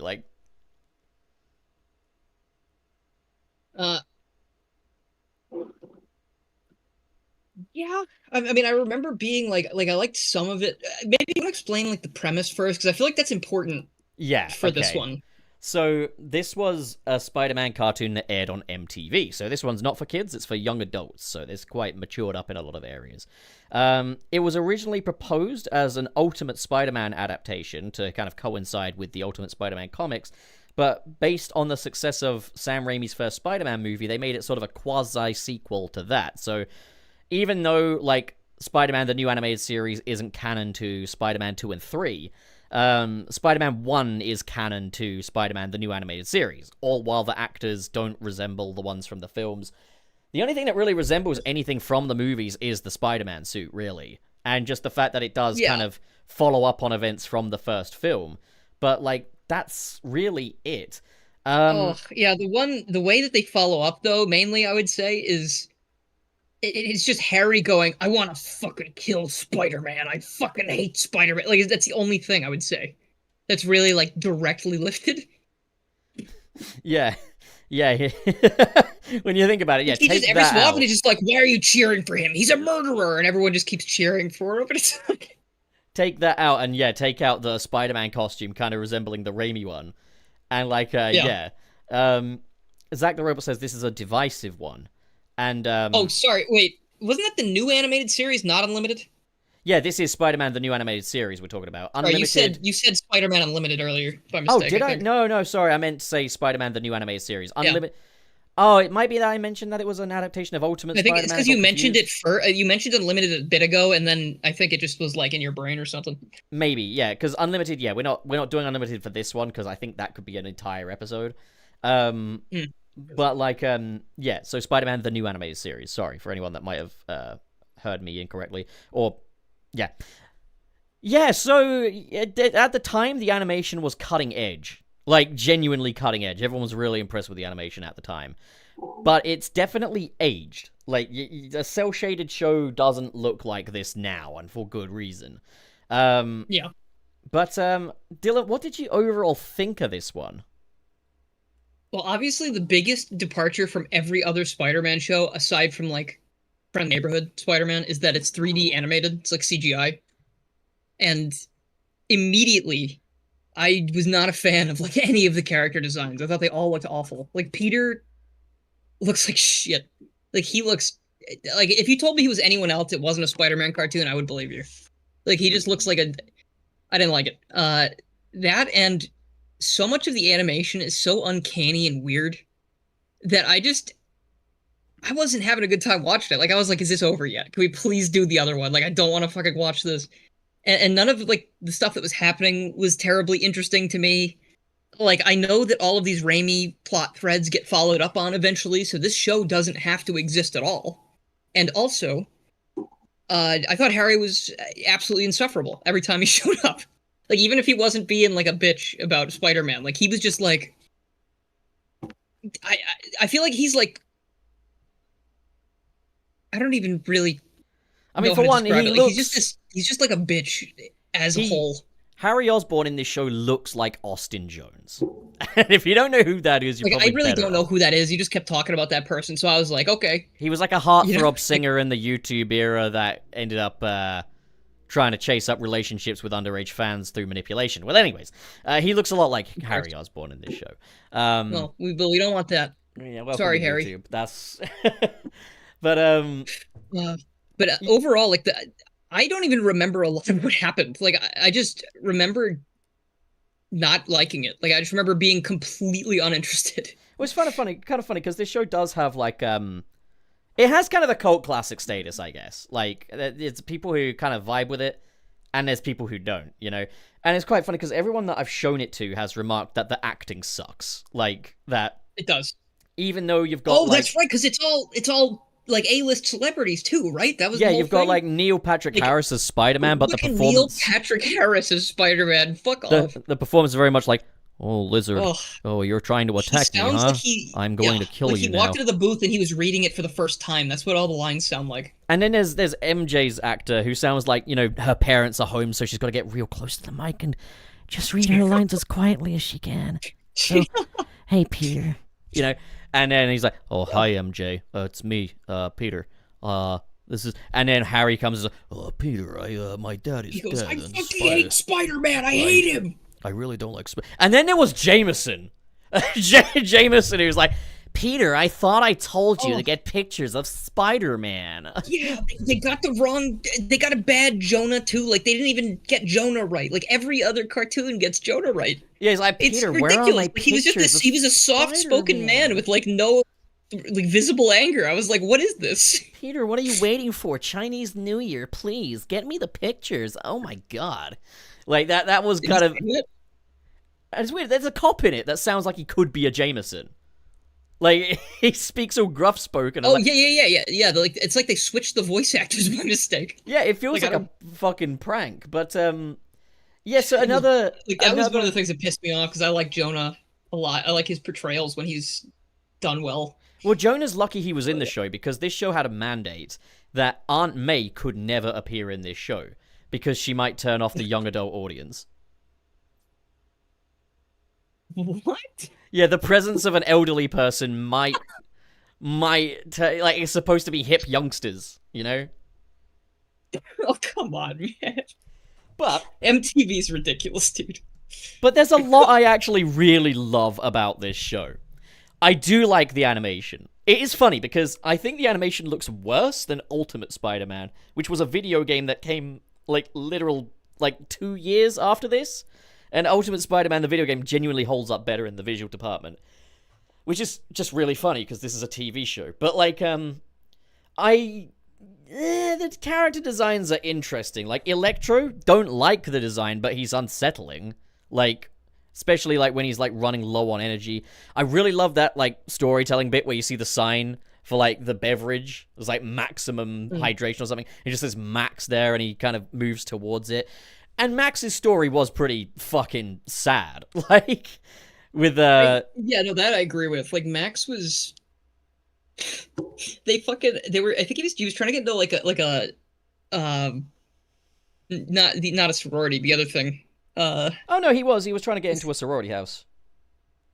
Oh, a frat house, fraternity. He was trying to join a frat. He was trying to join a fraternity. So, he wanted to get into Sigma. They were doing the hazing thing. So they blindfold him, and they were driving him somewhere. Yeah, they drove him in a car into a cement pit blindfolded, which definitely would have killed him. Yeah. And then later they like blindfold him and say like, we're going to vote if you can be in our fraternity or not. And everyone says no, so he gets punted with paintballs. It's fucking ridiculous. Like, the fact that they almost kill him and they acknowledge it. Like, they see the car and they're like, oh my, oh god. And then the next time they talk to Max, they go, just put on the blindfold, buddy. And it's just like, that took me out of it a lot. Peter's like low-key, like trying to stick up for him. Emphasis on low-key. But then he's like, no, Peter, these guys are my friends now. He's like, Max, you fucking idiot. But the thing is, Peter doesn't come across as all that compassionate because of the wooden acting. So it's just like, Max will be like, oh man, scarred for life, oh man. And then Peter's like, oh, well, that sure sucks. Here's a tissue. Like, it's like everything he says that's supposed to be sympathetic sounds incredibly labored. So it's just like, imagine like you're genuinely confiding in someone like, oh, I guess I'll give you a shoulder to cry on then. Yeah. But it's like he sounds like the guy from Parks and Rec. He sounds like But you can't deny. Who cares? You've got to admit, you're glad you watched it because of that one moment. That one moment where Lizard went splat on the ground. Okay, yeah, that was what. Just thinking about it. We started watching it at double speed because I was having like a fucking horrible time, and Peter's trying to help the lizard, and the lizard just like, I think, what does he rip his tail off? So he falls scrambles down away the and falls. Yeah. And he falls and he hits the street in such a fucking funny way, and so, like, it was high speed, so it's like he hit the ground, went completely catatonic, no movement at all, like no bounce whatsoever, and then it cut away within like 3 nanoseconds, and I like lost my shit. Yeah, it's like he's falling, and then he turns into like a PNG of himself in like a Family Guy death pose. So funny. But there's no thud, there's no reaction from anyone. It's just like a, and it's just really funny. Like, they could have put a fart sound and it would have made sense. You could so easily have put that's got to be a YouTube short. Like, we could do that. Oh my god! Like, that was like we rewound that and watched that back several times, and sometimes in slow mo. Our episode, I think I would want to see. It was so fucking funny, dude. But like, the Electro episode was good though. Like, once he became Electro, I really liked the vibes of him. Like, he was very like scary. He was very spooky. There's a very sort of a cold kind of a vibe to Spider-Man, the new animated series. Like, it feels like a very cold world. And I think that's even helped by how icy some of the fucking synthesizers in the music sound. Because, holy shit, when this show starts up, and you've got that, like, Europop blasting at you, it's fucking awesome, in my opinion. Yeah, I didn't mind the soundtrack. The soundtrack was pretty good. It's like, it's really like 2000s disco, all on like the buzzsaw synth and stuff. And like, the opening credits is like the most aggressively early 2000s thing. But though it was very generic though. Like, I think that was one thing I was thinking while I was listening to everything. Like, I like the soundtrack, but it could have been from like anything. You know? I do enjoy the more sort of matured up vibe of the show. I don't actually mind the sort of core central trio of Peter, Harry, and MJ. I do think the acting sucks, and I do think, you know, because of that, sympathetic moments come across as very unsympathetic, which can have the effect of making Peter seem like a bit of a jackass. But, I mean, I've also seen more of this show as well, so, like, there's an episode where, like, Peter as Spider-Man has to, like, help a guy to kind of save, like, a university student home building, basically a student dorm. And there's a guy that's going about like the protesting in like a super violent way and stuff, and so Spider-Man has to step in. There's an episode with this duo called the Games Twins, who like Kraven the Hunter basically did them dirty. That's their origin, and they can like do illusions, but they play games and stuff as well. And one of them is they basically disguise Peter's girlfriend Indy, sorry, as themselves, and when Peter goes to push Indy off of a fucking roof, doesn't realize it's Indy. And when the show ends, she's in a fucking coma. He's Spider-Man no more after a Stan Lee cameo basically told him murder's alright. This is just such a crazy sequence of events. Like, and it ended there because it sucked. So. Stan Lee is just like, what are you waiting for? Do it. Kill Kraven the Hunter. With great power comes the responsibility to murder everybody. You should fucking kill him. If I had that power, I'd be killing people. Thanks, man. I appreciate it. This is why everyone loves you, Spidey. It always fits eventually, especially in a coffin. I'm a true believer in the philosophy of chat shit get hit. I can't get over that fucking show. Like, I can't believe it. It was so like. Also, it wasn't cancelled because it sucked. Really? Yeah, actually did pretty well in the ratings for MTV. They cancelled it because they just didn't want to make it anymore. That's very real of them. I appreciate that. I've had enough. There have been fan projects that have tried to revive it and come very close in terms of like animation quality and stuff like that. And they've gotten the appeal down, but a lot of them have ended up canned as well for numerous reasons. But fan projects, you can't always. It's life gets in the way. It's just the you're way not it getting goes. paid for it, so. Yeah, exactly. Yeah, what are you gonna do? But I honestly do like the new animated series.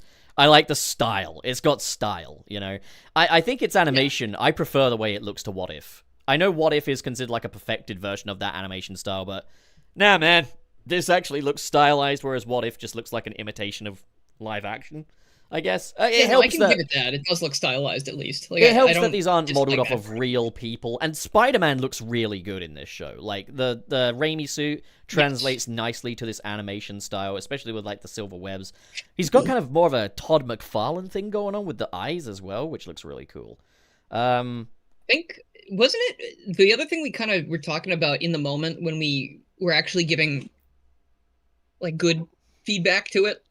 It was interesting that, like, when they did certain lighting effects, like, there was once where Peter was inside a building and an alarm went off, and it went all, like, extremely pitch black and very bright highlighted red. Yeah, and it had kind of... actually was the coolest I think it looked. Like, it looked really nice under that lighting. I could kind of see the vision because it looks so much like the opening credits of Beware the Batman, and Batman also has a CGI animated show called Beware the Batman, very short-lived, went for a more mature tone as well. Oh, we'll have to do Batman someday, man. Like, because Batman cartoons are fucking awesome. Yeah, I really haven't seen many of those. I just know, like, some of the more famous, like, oh, wow, Batman did, look at what Batman did. He sat with this person while they died, that kind of thing. Like, so Beware the Batman is basically to Batman what Spider-Man, the new animated series, is to Spider-Man. And it's another show where you either sit on one side of the fence or the other. Like, you either like it or you really don't. And I like it, so... That worked out for me in both cases. New animated series, I think it still gets to the core of what Spidey's all about. I definitely wouldn't say it's the worst Spider-Man cartoon by any stretch. I know what the worst one is. I'm aware of what the worst one is. I don't know what your worst one is, but I kind of want to hear it after.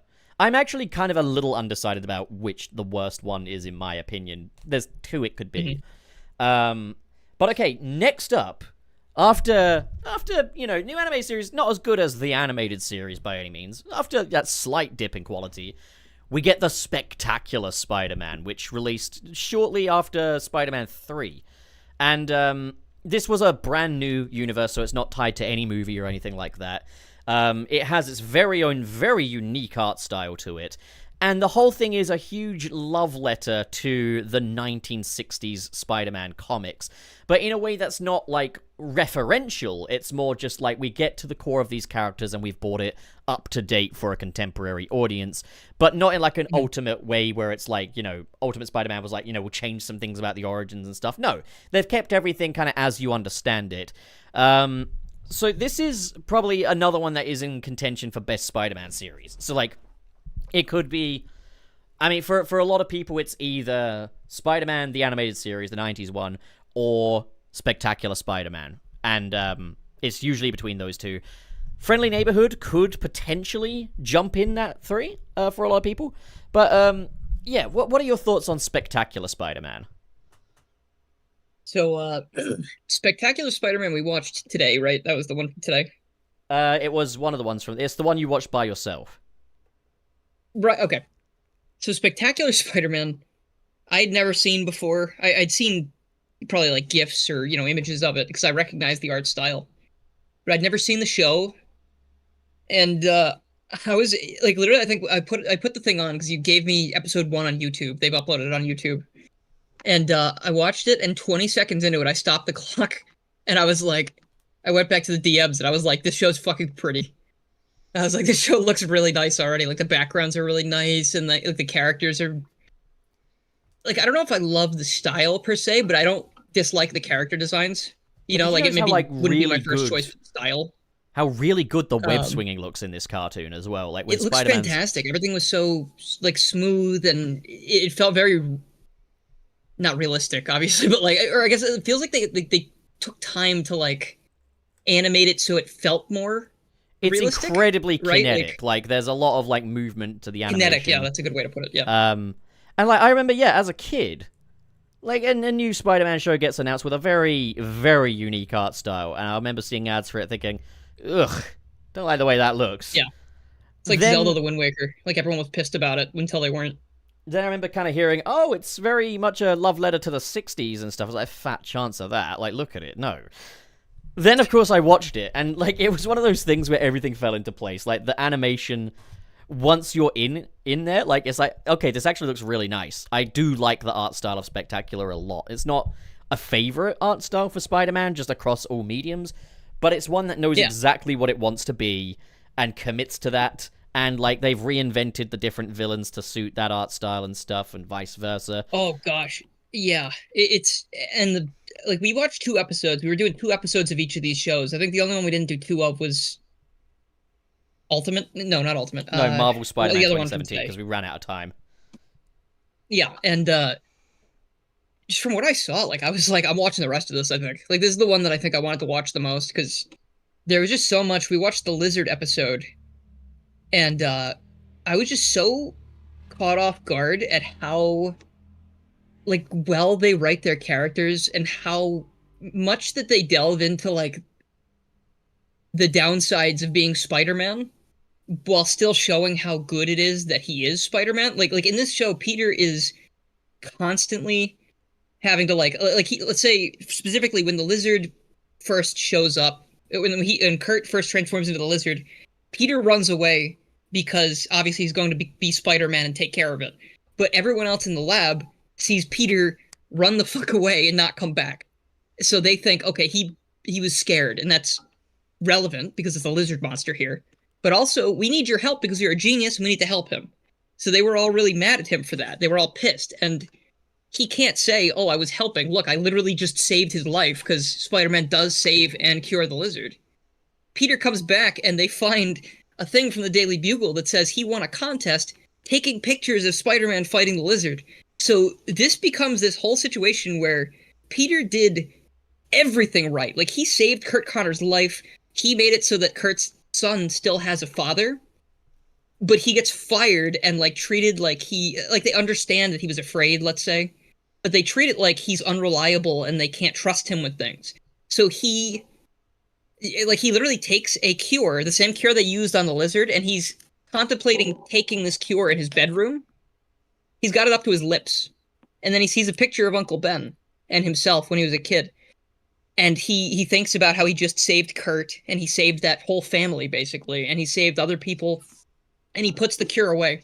and he says like Spider-Man is, important for those reasons. And like I just think just the writers were really good. Like it's not like some of these other cartoons where Peter's late, he's 40 minutes late, and they go, "Oh, okay, don't worry," or like, "Peter, where are you?" every 3 minutes, and he's like, "Oh, I'm at the market." It's just like they get in, and they tell all of the stuff they want to tell, and it works really well. Like I really like seeing consequences versus the benefits, and the benefits not being for Peter at all. See, this is another thing, is like, this even kind of applies to Friendly Neighborhood Spider-Man a little bit, but I think Spectacular Spider-Man is the last Spider-Man cartoon to not do quirky Parker. Like, as in, like, a Peter Parker that is mostly quirky, sweet bean, or just, like, very funny. Like, after that, you go to Ultimate, he's an awkward loser type. You go to... he's a very funny man. You go to Marvel Spider-Man 2017. He's, once again, a very quirky boy. Go to Friendly Neighborhood Spider-Man. He's a sweet bean, he can do no wrong and stuff. He's a quirky little guy. And, like, I do love Friendly Neighborhood Spider-Man, and we'll definitely get to that. But, I think it's sad that we haven't seen a Peter Parker that's, like, got this much conviction since Spectacular Spider-Man. Like, this guy is all in. Like, even when he has moments of doubt and stuff, which are, inevitable. Yeah. Like, he handles it like a man, like a grown man would, I guess. Yeah, and we kind of talked in the moment as well about that too, because, or I guess once we got to the next show as well, like I had that thought about, like, I was like, if any of these other Spider-Man, like in the cartoons that were like sort of subpar, had that cure at their disposal, I think they would have downed that shit instantly. Like, I get the feeling that so many of these cartoons that don't work out, Peter does not want to be Spider-Man. Like, well, it just doesn't 90s, feel like he wants to do it or he's in it. 90s Peter fucking hated being Spider-Man. You could tell. Like, he gave up immediately. Like, he would be sarcastically grumbling while web swinging through the sky. He'd be like, "Oh, so much for friendship then. God, I wish I was never bitten by that stupid fucking spider." While he's swinging away. I fucking hate spiders. Jameson's always saying I'm an asshole. Aunt May thinks I'm an idiot. I hate being Spider-Man, for fuck's sake. Like... Yeah, that's why he leaves. That's why, like, so quickly in that episode, he's like, "All right, I'm done. I give up. I'm fucking out of here." Then he goes, "Oh, you know what? I probably should keep doing it, or it's just probably bad if I don't do this." Also, God, I really don't like Aunt May in the 90s series either. Like, she's so oblivious to the obvious and really fucking mean about it.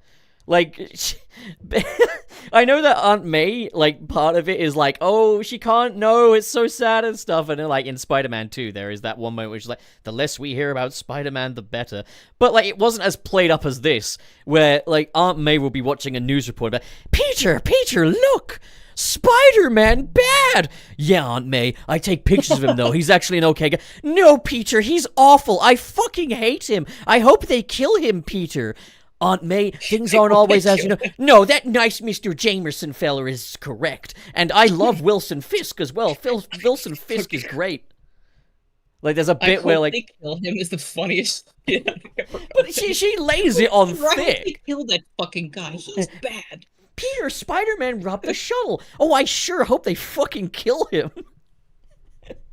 I don't know. There's just so much about these shows. Like, she's so prejudiced. Even if a show is really good, there are parts of it sometimes that are like, what the fuck is this? I love how tender, though, like, comparatively tender Aunt May and Peter are in Spectacular Spider-Man, like, there is an element of him kind of stepping up and being the man of her life without being fucking gross about it, like...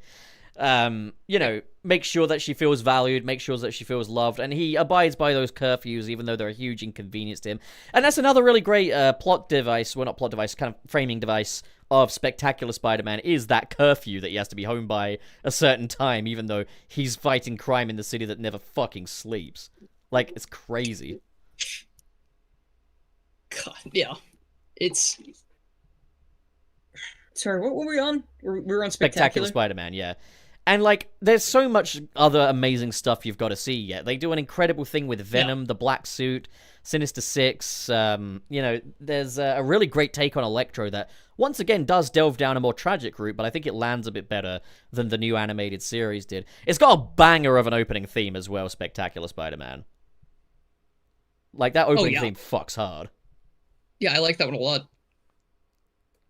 I don't know if I have too much more to say about it, really. I think it's like mainly that the lizard episode, and then the other one I watched was The first one, uh which had like the first Vulture one. and Sandman and stuff. Oh yeah, that was really fun. I Yeah, like they that one as focus a well. lot Like on like Vulture. the gangs of New York as well. Like Tombstone's a big part of this. The Enforcers Yeah. are a big part of it. Like they don't just focus on the cool supervillains. They do still focus on that. Like you've got your Green Goblins, Doc Ock, and all of that. They even try to make Green Goblin's secret identity a mystery, like it was in the early comics, and they do a pretty good job with that, actually, considering we all know how that story goes now. Hmm. Yeah, it's a very strong show. Like they knew exactly what they were setting out to do. They had writers that clearly adore Spider-Man, and it all really comes across in what is ultimately a love letter to my favorite period of Spider-Man stories. So hell yeah, it's a great show. Yeah. It's a fucking awesome show, and I want to watch more of it. I'm gonna see more of it at some point. Of course, Spectacular Spider-Man did end, and it ended because it was going to go for more. They had like a 5-season plan, but it only ran for 2 seasons. And what happened was basically Disney, in like a merger, managed to get the rights to Spider-Man as a cartoon thing anyway. Like it was one of the handoffs for Sony to keep the rights to the movies, was that Disney could make the shows now. And rather than work with Greg Weisman and the team on it, they were like, it's much easier, cheaper, and less paperwork for us to just make a brand new Spider-Man show in-house. So Spectacular Spider-Man is scrapped, and we end up with Ultimate Spider-Man, which is another one that I think we disagree on quite a bit, isn't it, Dylan?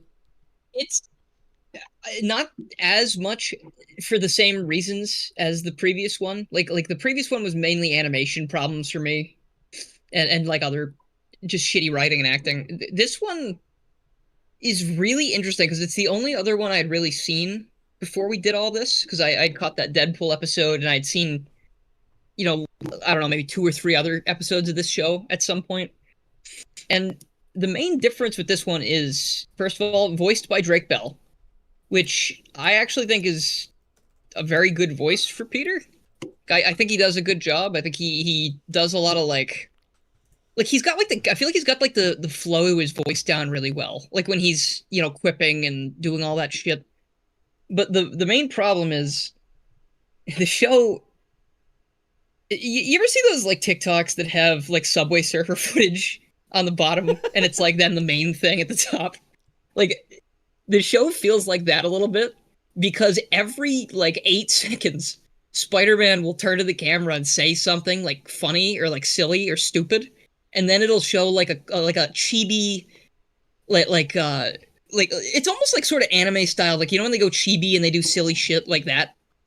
And it's so often where they'll be like, that's the vulture, and it'll slap the vulture on screen and goes, yeah, crazy bird guy, bird brain, haha, funny guy flying around the sky. It's just like, and it's, on one hand, I don't mind some of it because it reminded me a little bit of the old Teen Titans show because they were very like anime inspired as well. But with Spider-Man, it is constantly happening. And like you were like, I hate that. And to me, like we discussed, I had a very interesting conversation about it because we have 2 different forms of ADHD. I was like, what do you mean this works on you? Yeah, because like the fact that it moves so quickly and there's always something new popping up, that kind of like gets my brain going. Like that keeps my brain very focused because it's constant stimulation. It's constant stimulation, but I don't think it does move quickly. It's annoying. Like I agree with you on that. That's why I say I'm not like as opposed as last time, because like this one, it's like I agree, it's too much and he's annoying, but I do like some of it. Like I find some of it funny. So going into this, back in the day, we got off on the wrong foot, Ultimate Spider-Man and me, because there was the Spectacular Spider-Man getting cancelled for this show to be its replacement, which already put it in a rough spot. Then it called itself Ultimate Spider-Man, and even though the Ultimate Spider-Man run isn't my favorite comic run in the world, I was still looking forward to an adaptation of Ultimate Spider-Man, which this isn't. This is not that at all. It's not.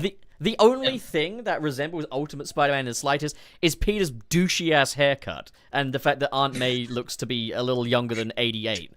That's all I could think of. But like, isn't Aunt May funny in this show too? Wasn't she like a good character? Yeah, she's or something. She's all right. Like, she's barely in it. She's a complete and total non-presence. But and it's one of those things they even mention, like, oh, Aunt May's a very busy person. She gets up to stuff, and that's perfect for my Spidey schedule. It's like, yeah, this is convenient, though. It was way more compelling when it was he has to get home in time for curfew, and Aunt May actually poses not a threat, but, like, actually has an obstacle for him. Here, she's just off out, I guess. But I'm gonna say this right now, okay? I'm gonna throw this out there. I fucking hate Drake Bell as Spider-Man. And I look, that's not out of any try hard, I hate Drake Bell stuff, because I'm aware there's a lot of embellishment with that fucking story as well. It's not good, but it's very embellished. But I fucking hate Drake Bell as Spider-Man. Spider-Man, like... Spider-Man as any fictional character can be adapted and, like, played around with in many different ways, but I really can't stand this overly cartoony, "Whoa, dude, cowabunga" kind of Spider-Man that we've got in this show. And the pacing of this show is excruciating for me. You mentioned it moves quickly because it's got all this stimulant going on screen, but for me, it's the amount of time it's spending on that stimulant. It's like, okay, let's say we need to make a point. No, it's very unbalanced. Let's say we have to make a little point. We gotta have, like, there's a tornado. It's like werehog balance. It's like 70% like weird cutaways and 30% regular show. I see what you're trying to do there, you manipulative bastard, trying to leverage Unleashed against me, and hell no. Here's what I'm gonna say. No, it's true. No. I'm gonna explain the problem, because the werehog doesn't labor a point. This would be like if every time the werehog punched a guy, he went, "I punched a guy," and then you get a chibi animation of you punching the guy. But that's what Spider-Man. Punch that guy, Chip. That's what Ultimate Spider-Man is. It's, okay, there's a shot of a tornado, and it's carrying a car, and you get the point. The tornado's carrying a car. Spider-Man swings in. "Whoa, that tornado's carrying a car!" Looks at the camera. "This reminds me of the time when when the tornado picked up Uncle Ben's car." Little cutaway, chibi animation.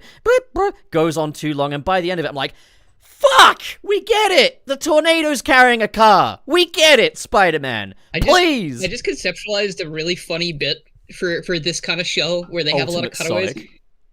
I conceptualized this bit where you just said, "Oh, it's like when they picked up Uncle Ben's car." It'd be really funny if he just had a bunch of anecdotes where Uncle Ben was like getting basically murdered, and then like he's fine at the end because he dies like when he gets shot. So it's just like, like the tornado picks up the car, drops it, and you just see him like thumbs up out the window or something like. But it's so okay, like. It's so strange, because going into it the second time, I was like, okay, it's a more comedic Spider-Man. Let's just give it a fair crack. Like, you like Batman the Brave and the Bold, which is a more lighthearted take on Batman. I've seen that show. Teen Titans, I like that one. Teen Titans is fine by me. I don't even hate Teen Titans Go or anything. So maybe we can give Ultimate Spider-Man a chance. And I was just like halfway in. I was like, we get it! Flash bullies you! He puts you in lockers! We get it! You want to put him in a locker! We get it, Spider-Man! You don't have to keep turning to the fucking camera and telling me how it is! We fucking He feels get more like it. Deadpool. He feels a lot like Deadpool in this show. Like, is weird. Like, I don't know. The thing as well is, what's interesting is, particularly in the first season, it will be the first half of it is just jokes and cutaways stacked upon each other. It's like, okay, settle in, we got the warm-up routine. Hey guys, remember the time I was fighting the Sandman? I got sand in my boots. Shows him getting sand in his boots. Makes a joke about sand. And it's stacked like that, and then it's like the second half, the plot gets going, and then it ends in the... So you get 10 minutes of plot for like a 20-minute fucking episode. And it's like, it's so long. It's fucking long. It's frustrating, but it's funny? It still didn't feel as long as Ultimate Spider-Man. Or the other one that we watched today. Sorry, 2017 one. Oh, we'll get to that, because that comes after. I know, I'm not going to get too ahead of myself, but that one was like the longest view. We watched one episode, and it felt like 5. I couldn't believe it. This one, at least, it was keeping me occupied. Like, I was like, what's going to happen here? Ultimate Spider-Man does get better and worse as it goes. So, on one hand, because I have checked in on the later seasons, they do have little event stories like the Web Warriors, which is like a Spider-Verse story, and that's alright.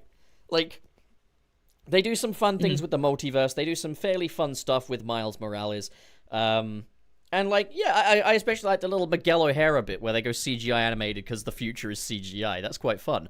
Wait, like that. It's funny, they're not even wrong in a very sad sense, but There's elements of it that I do enjoy. They do dial it back on the jokes, keeping them to just pre-opening titles. But I would say moderate highs, very low lows for this show. Like, and I said, it kind of gets better, but it gets worse. Yes, while they do dial back on the jokes a little bit, then you've got in season 3, Spidey goes to like a S.H.I.E.L.D. superhero school instead of Midtown. So now not only have we kind of, got that's this... like the other one. Well, yeah, but in this case, it's like, as in he's Spider-Man full-time. You eliminate the Peter Parker angle of the story entirely. And it's just like... It's kind of like part of the story, though. I thought that was kind of like the whole point. Like, he's a double life thing, Yeah, well, they completely get rid of that. The fucking Venom storyline is a really good indication of where this kind of goes. Can I talk about the way this show did Venom? Is it Ultimate? This is the Ultimate one? Yeah, Ultimate Spider-Man. Yeah, sure. I'll watch it probably at some point, but I don't think I care as much. Out of nowhere, there's no, like, Black Suit Spider-Man storyline. An episode called Venom rocks up, and it's like, okay, I want to check this out. I want to see what the show did with Venom, because Ultimate Venom's always had a very interesting origin story, with, like, the Parkers and Eddie Brock Sr. and stuff like that. The inheritance, the bad blood between him and Eddie. Well, in this, Norman Osborn's working with Dr. Otto Octavius. Otto Octavius invents for Norman, and he's, like, a depraved cretin, while Norman is a British guy. And, so Otto's like, okay, I've created this thing here. It's a black goo, and it's like the most evil thing in the world, and I'm going to unleash it. And Norman's like, that's a great idea. Like, let's do that. Why would you do that? What? Hey, I made this fucking ridiculous thing that's going to kill a lot of people. Let's send it out. Like, they're villains, right? Well, anyways, like, yeah, Harry is at, like, a Flash Thompson party. And Flash Thompson's all like, I'm at the party, and Peter's there as well. Like, and then the symbiote gets on Flash and turns him into a form of Venom. So they fight Venom, and as you know, in this show, Spidey's more kind of part of an ensemble. You've got, like, Nova, White Tiger, Power Man, and Iron Fist. Did they do Agent Venom? They do later, but we'll get into it. Well, don't get excited. They don't bring with him the character development that's necessary to get Agent Venom off the ground. But, yeah, so... Well, that seems pointless. Flash becomes a Venom, and then, yeah, the Spidey team, or S.H.I.E.L.D's little, Nick Fury's little team of guys come in, and they all have a little fight, and the symbiote basically jumps from person to person. It jumps to, like, Nova, it jumps to Power Man, and they have to fight them off and stuff. In the end, it ends up on Spider-Man, and you think, great, Black Suit Spider-Man's No, Spider-Man becomes a Venom as well. They fight him, get him out of it, and defeat the symbiote. And it's like, there you go, the day's won. And Otto's all like, Norman, I'm so sorry about fucking the symbiote and stuff. Let me make it up to you. And he's like, no, Otto, that's actually a really good thing. Can you make a symbiote that's a bit more, I don't know, inconspicuous next time, but still just as evil? And he's like, yeah, sure thing. And then a couple of episodes later, we get, like, Venom Returns. And so there's a Black Suit Spider-Man, but it's not Peter. It's actually Harry. And Harry's Venom. And Peter fights him while he's got a cold, but he keeps infecting people because he doesn't know how to vampire sneeze. This is a Peter that would sneeze on you. Yeah, so when you put an arm up to cover your face while you sneeze. Oh, okay. Yeah. This is a Peter Parker that doesn't do that. There's a time when he's narrating to the camera, he sneezes, gets snot all over the fucking camera lens and wipes it off. I'm like, yay, snot humor in a Spider-Man cartoon. I love it. Nothing better than knowing my hero's an inconsiderate sack of garbage. I fucking love. He's like an ass. He's such an asshole. I really don't like Peter in this show. It's a funny thing is, like, since, like, 2019, there's a lot of different Spideys that I've given a fair crack to that I didn't in the past. Like, Andrew Garfield's Spider-Man, I'm a believer now, Coming back to Ultimate, I'm just like, there's no way I can't with this. It's not even like it's like, it's way too far from being Spider-Man. It's just, I can't stand the guy that's on screen and I want him to go away. And the worst part is, in the second half of the episodes where it, like, hits into high gear, anytime Spider-Man does, like, a cool pose or something, it's followed up with a joke. It's like, you can't just let him be cool, can you? He's cool in the other cartoons. This show, I can't with this one. I tried. Yeah. I did. It's extremely opposed to the way your brain works. The thing is, I do try to be open to kind of new takes on Spider-Man. Like, But like this is just like, ugh. I remember there was always the joke of like it's Spider-Man for people with ADHD. So when you were saying like, oh, it actually works, I was like, oh my god, it works. It's true. It's so weird. I don't know, because like I think it scratches that itch that the Teen Titans show used to do for me. Like I loved that style of how they did, every so often they just have the little chibi thing when they're yelling at each other, or like they're. The thing is, But, that yeah, Teen but the show Titans does did a way too lot of much. like. Teen Titans also Way had a too lot of much. like the human interest to kind of back it up as well. Like Robin, Yeah. Starfire, all of them were like treated as people. Like they actually tackled some Yeah, fairly yeah. mature Yeah, no, stuff. In I would that. say Teen Titans obviously a lot better. Like I mean, like in terms of just style of the show itself, like just the animation style, stuff like that. Like There's one episode sort of that just could reminds me maybe. of that. There's one episode that could maybe save Ultimate Spider-Man for me that I need to see. I've heard that this is the one to watch. It's an episode called Spider-Man, which is basically where he gets sick of New York being mean to him, so he moves to Boston. That's really relevant to me specifically. 'Cause I'm in Boston all the time, or not all the time, but I live close. Oh. And PAX, yeah. But like that's so funny. He just goes to Boston and people hate him. Well, yeah, Again. people are just really mean. So it's like Spider-Man, like is the name of the episode. Spider-Man. Hey, Spider-Man. Yeah, because Hey, they dropped the R. Yeah, good. Yeah. It sounds like a fun idea. I know that there's a lot of people that like the Ultimate Deadpool episode, but I struggle to get past Deadpool's voice in that episode. Not a fan. I don't remember his voice. I just remember liking that he. And someone in chat earlier said it's funny that Deadpool shows up. Oh, here it is. Zach Robot says Deadpool shows up in the show later on, and he hates how Peter can break the fourth wall, As he should, Peter. which I find shouldn't- very funny. The thing is, I'm not even opposed to Peter kind of breaking the fourth wall, because he effectively does that in the 90s show, like with how much he gabs. Like, he narrates so much. You might as well have him talk to the fourth wall.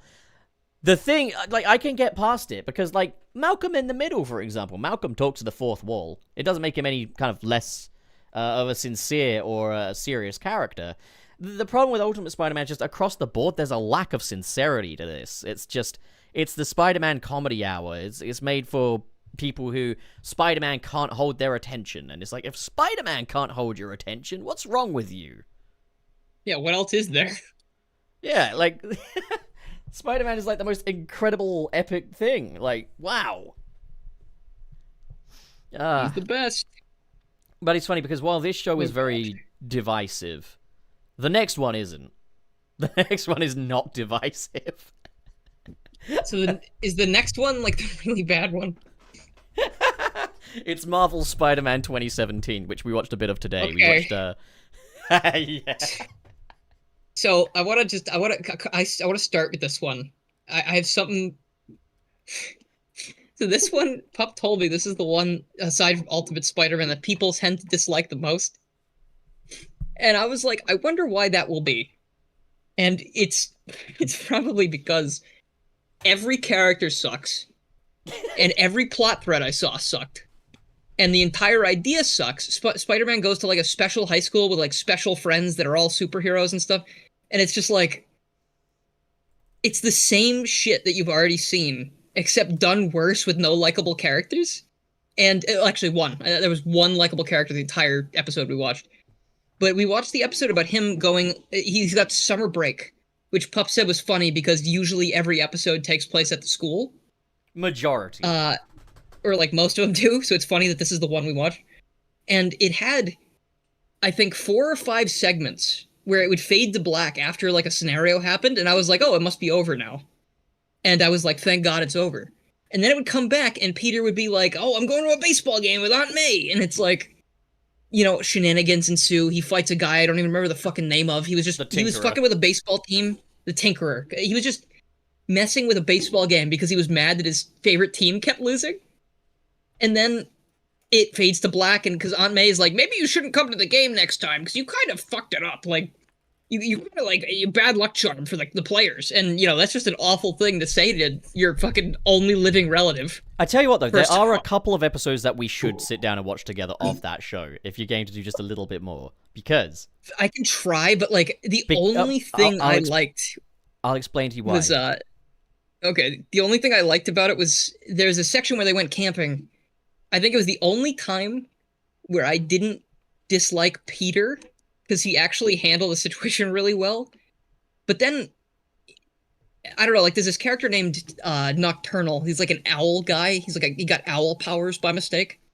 And they just do this really, and this is like the main stuff I had about this show that I cared about was they do this really interesting thing that I haven't seen in I think most other Spider-Man mediums where like this guy Nocturnal, he gets owl powers and he can fly and he's got like really sharp claws, but he looks like a fucking monster.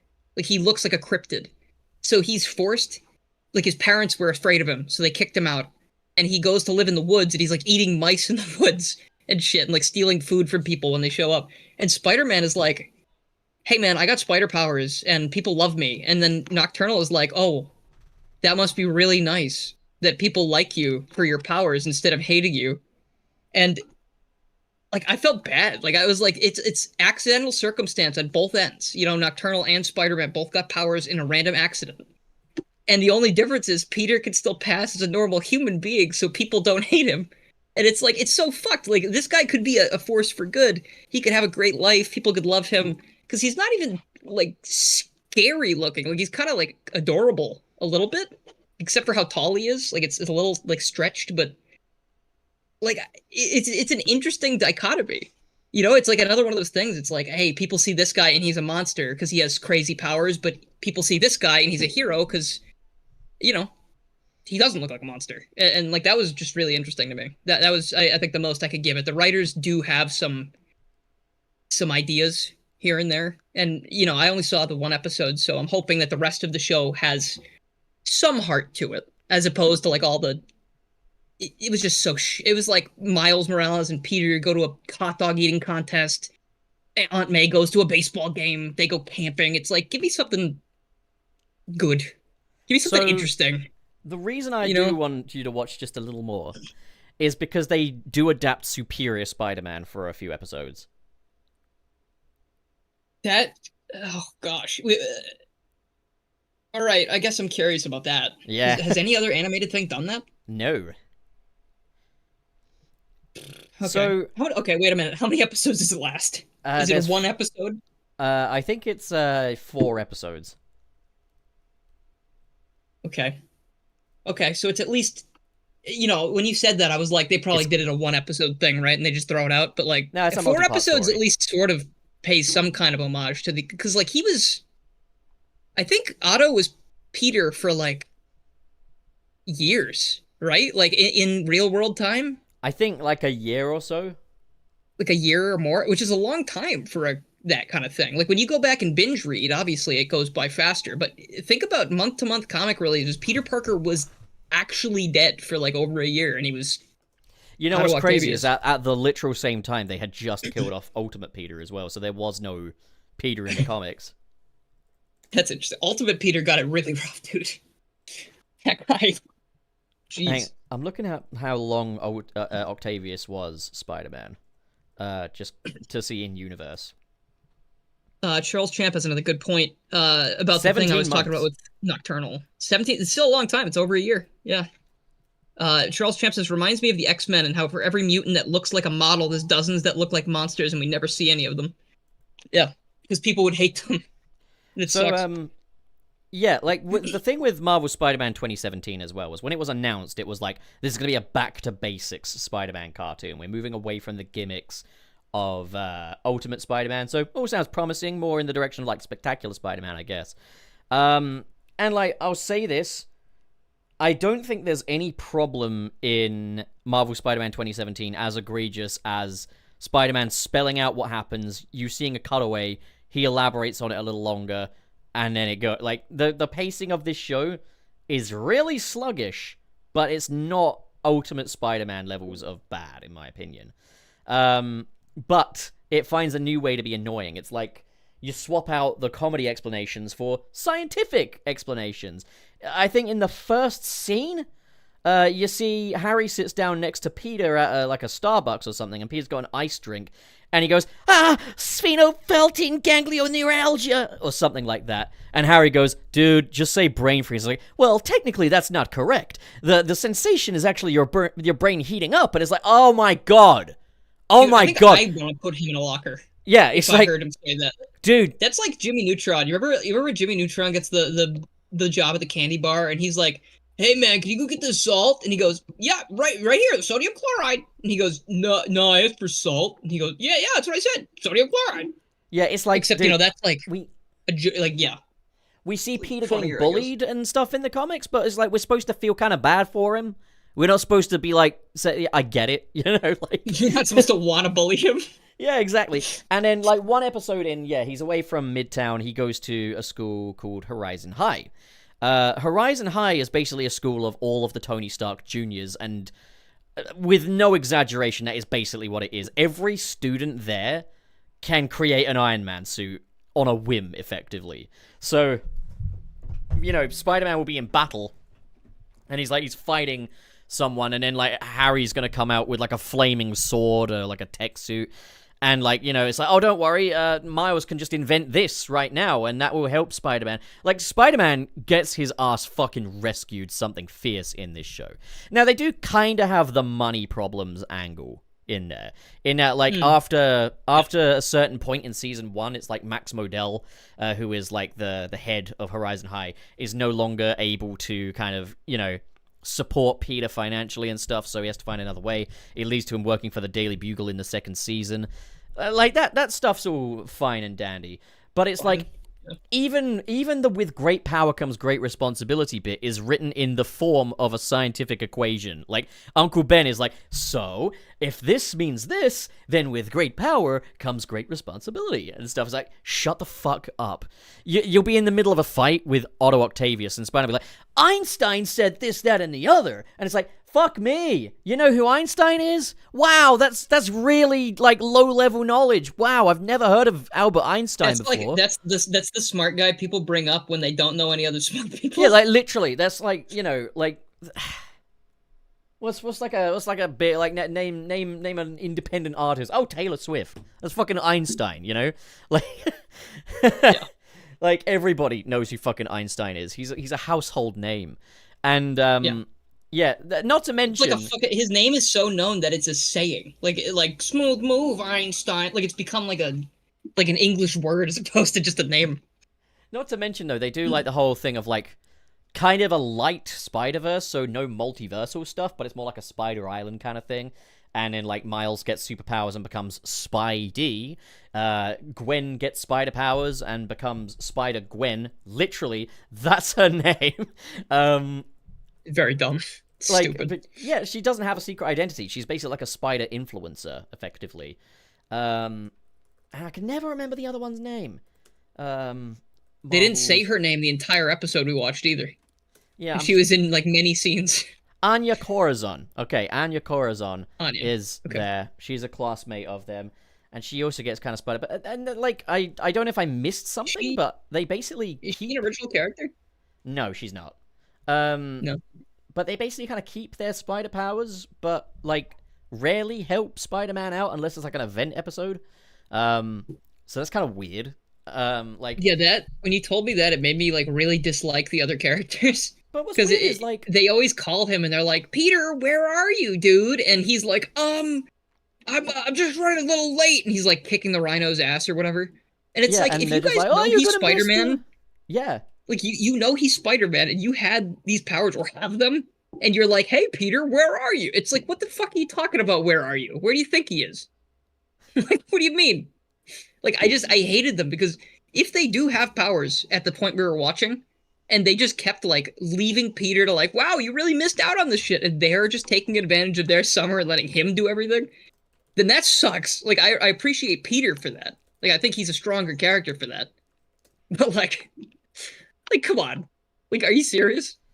They brought in Anna Maria Marconi. That's probably for the for the superior arc, I imagine. Right? Yeah. But like, yeah, cool. I'd like to see her in the show. But like, also, yeah, like Doc Ock is a scientist at Horizon High. Fucking Rhino is like a student at Horizon High, I believe. Like everyone, all the villains, the majority of the villains anyway, stem from Horizon High. Spider-Man becomes the official mascot of Horizon High. It's all about this school. So that's the thing is when I tend to think like Spider-Man, what's like the key backdrop of Spider-Man is it's New York City. And like, sure, you can change it up from time to time, but for an ongoing series, to just kind of neglect New York in favor of Horizon High, like, and the fact that this school is so advanced that it borderlines on magic, what you end up with is more Harry Potter than Spider-Man, really. Like, and we didn't want Harry Potter, we wanted Harry Osborn.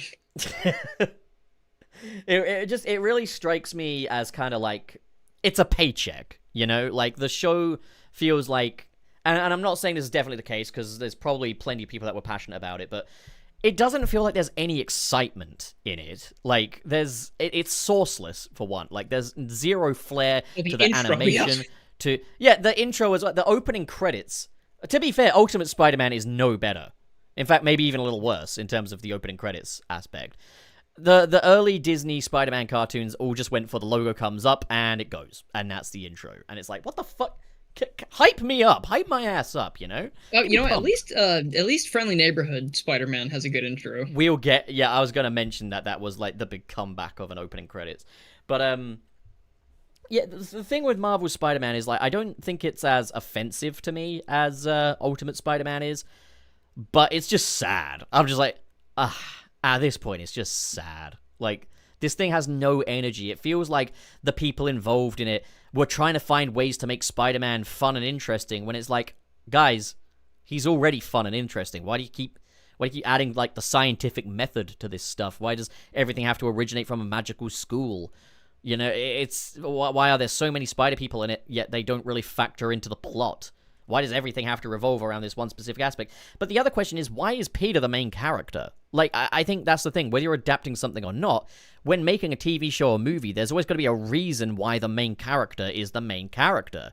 But Peter is easily as smart as anyone else there. He's as spider-powered as anyone else there. Like, why are we not seeing this person's story who's made an armored tech suit? Or this person who's made a nano gauntlet or whatever? Like, why don't we follow their story? Like, there's no reason. I think I know why. Because Spider. I think it's because Peter is the most popular Spider-Person. And they didn't want to, like... Because when we were watching the show, I found Miles, like, a hell of a lot more likable than Peter most of the time until you told me about that powers thing, and now I, like, don't really know how to feel about the other characters. But, like, before that, I was like, I kind of wish this was just about Miles. Like, just make a Miles cartoon or something. I feel like people would love that. I mean, I've been saying that since Ultimate Spider-Man. I mean, they kind of did, I guess. Well. Kind of technically did, but and also really. The thing about that is, like, I feel like if it wasn't about Peter specifically, all of these differences to the main story of Spider-Man would not be a factor. Because, like, if Miles was like, sure, Miles has his own story, and you would want to keep that in there at some point, but, like, I feel like if it wasn't Peter specifically and they changed it so drastically, people would have been less upset. You know? Yeah. They've never actually done a. And plus, Miles is just great. He's got a lot of cool powers, too. He's also voiced by Naji Jeter, who voices him in the Spider-Man PS5 series, and he's my favorite voice for Miles as well. Love that. I love the consistency there. Yeah, it's a funsy. Also, fun fact for the Sonic listeners, fucking Robbie Daymond, I think it is, that voices Peter in Robbie Daymond, yeah. Marvel Spider-Man 2017, also voices Mephiles in Sonic X Shadow Generations. So that's kind of cool. Mm-hmm. He does a serviceable job, but again, like Drake Bell, too cartoony, in my opinion. Like, I feel like Peter's a more grounded character. He's too cartoony. I suppose it's better than the 40-year-old detective private eye that was Spider-Man in, like, the 60s show, who's like, whoa, what a yo-yo. How old was he supposed to be in that show? Like, he felt like he was older in that show. He's supposed to be about, like, 20. That was not a 20-year-old. Yeah, no, it wasn't. That was like, not a 20-year-old Spider-Man. He was 45. Well, what do you think you're doing here, buddy? Why don't you get out of town? I'm about to go back to my wife and children and spend a nice evening. Like, he literally was 55. Is that the Vulture I see? I'm gonna go back home with my wife and have sex with her to feel better. So I won't be so angry anymore. Which brings us to, though... I mean, do you have anything more to say on Marvel Spider-Man 2017? No. I just... disappointing. Like I was hoping that maybe I could find some stuff, and I did find that one thing with Nocturnal. I liked that, but I feel like most of the episodes are not going to give me stuff like that I can actually latch onto. Sure. Well, the next Spider-Man I cartoon really is like that character. Is that character in anything else Nocturnal? pretty sure he must be. I don't know much about that character in specific, but I've never heard of him until this show. The only picture on the wiki is oh yeah, oh he was voiced by Yuri Lowenthal. we thought Actually, he it's was. funny. So he was It sounded yeah. like it. He was. So that's funny. It's Spider-Man talking to Spider-Man. But also, it's his first appearance, How I Thwipped My Summer Vacation. Latest appearance, How I Thwipped My Summer Vacation. Just a one-time deal, huh? The one and done, but like easily, I think they could have taken this character. He's actually not as cute as I remember. He's actually kind of scary. But if they had taken this character, I feel like he could have been a very organically introduced, like, not even anti-hero, because he's not a bad guy. Like, he You was just just want to stealing spin 'cause off he about this needed... fucker, don't you? You just love this guy. Well, if you think about, like, remember how I was saying it should have been a Miles show? Yeah. Or something? I feel like if you had, and even if it wasn't, if it's still a Peter show, have Peter mentor this fucking guy. Have him, like, teach this guy some stuff. Like, I think that would have been interesting. Like, but anyway, you know, whatever. Like, he's a mentor to Miles, and I'm sure other people at some point. Well, no, because they're all the same age. But he's fucking. I don't know, man. This show's a mess.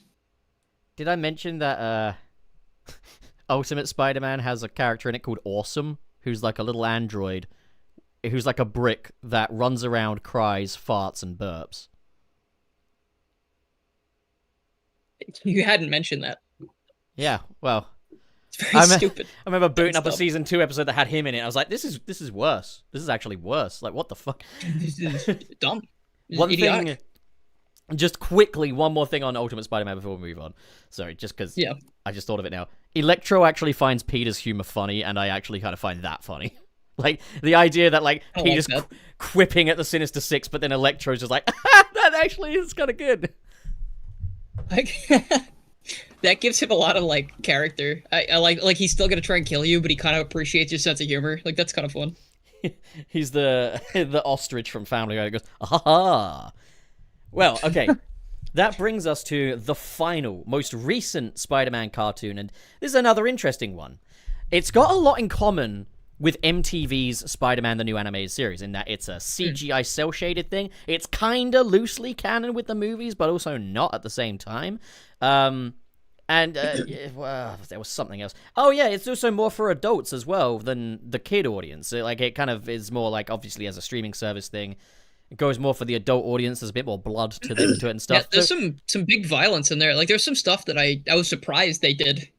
But it's in just kind of Friendly Neighborhood. Like they stab Peter like in a way that looks like maybe fatal, like to a regular person.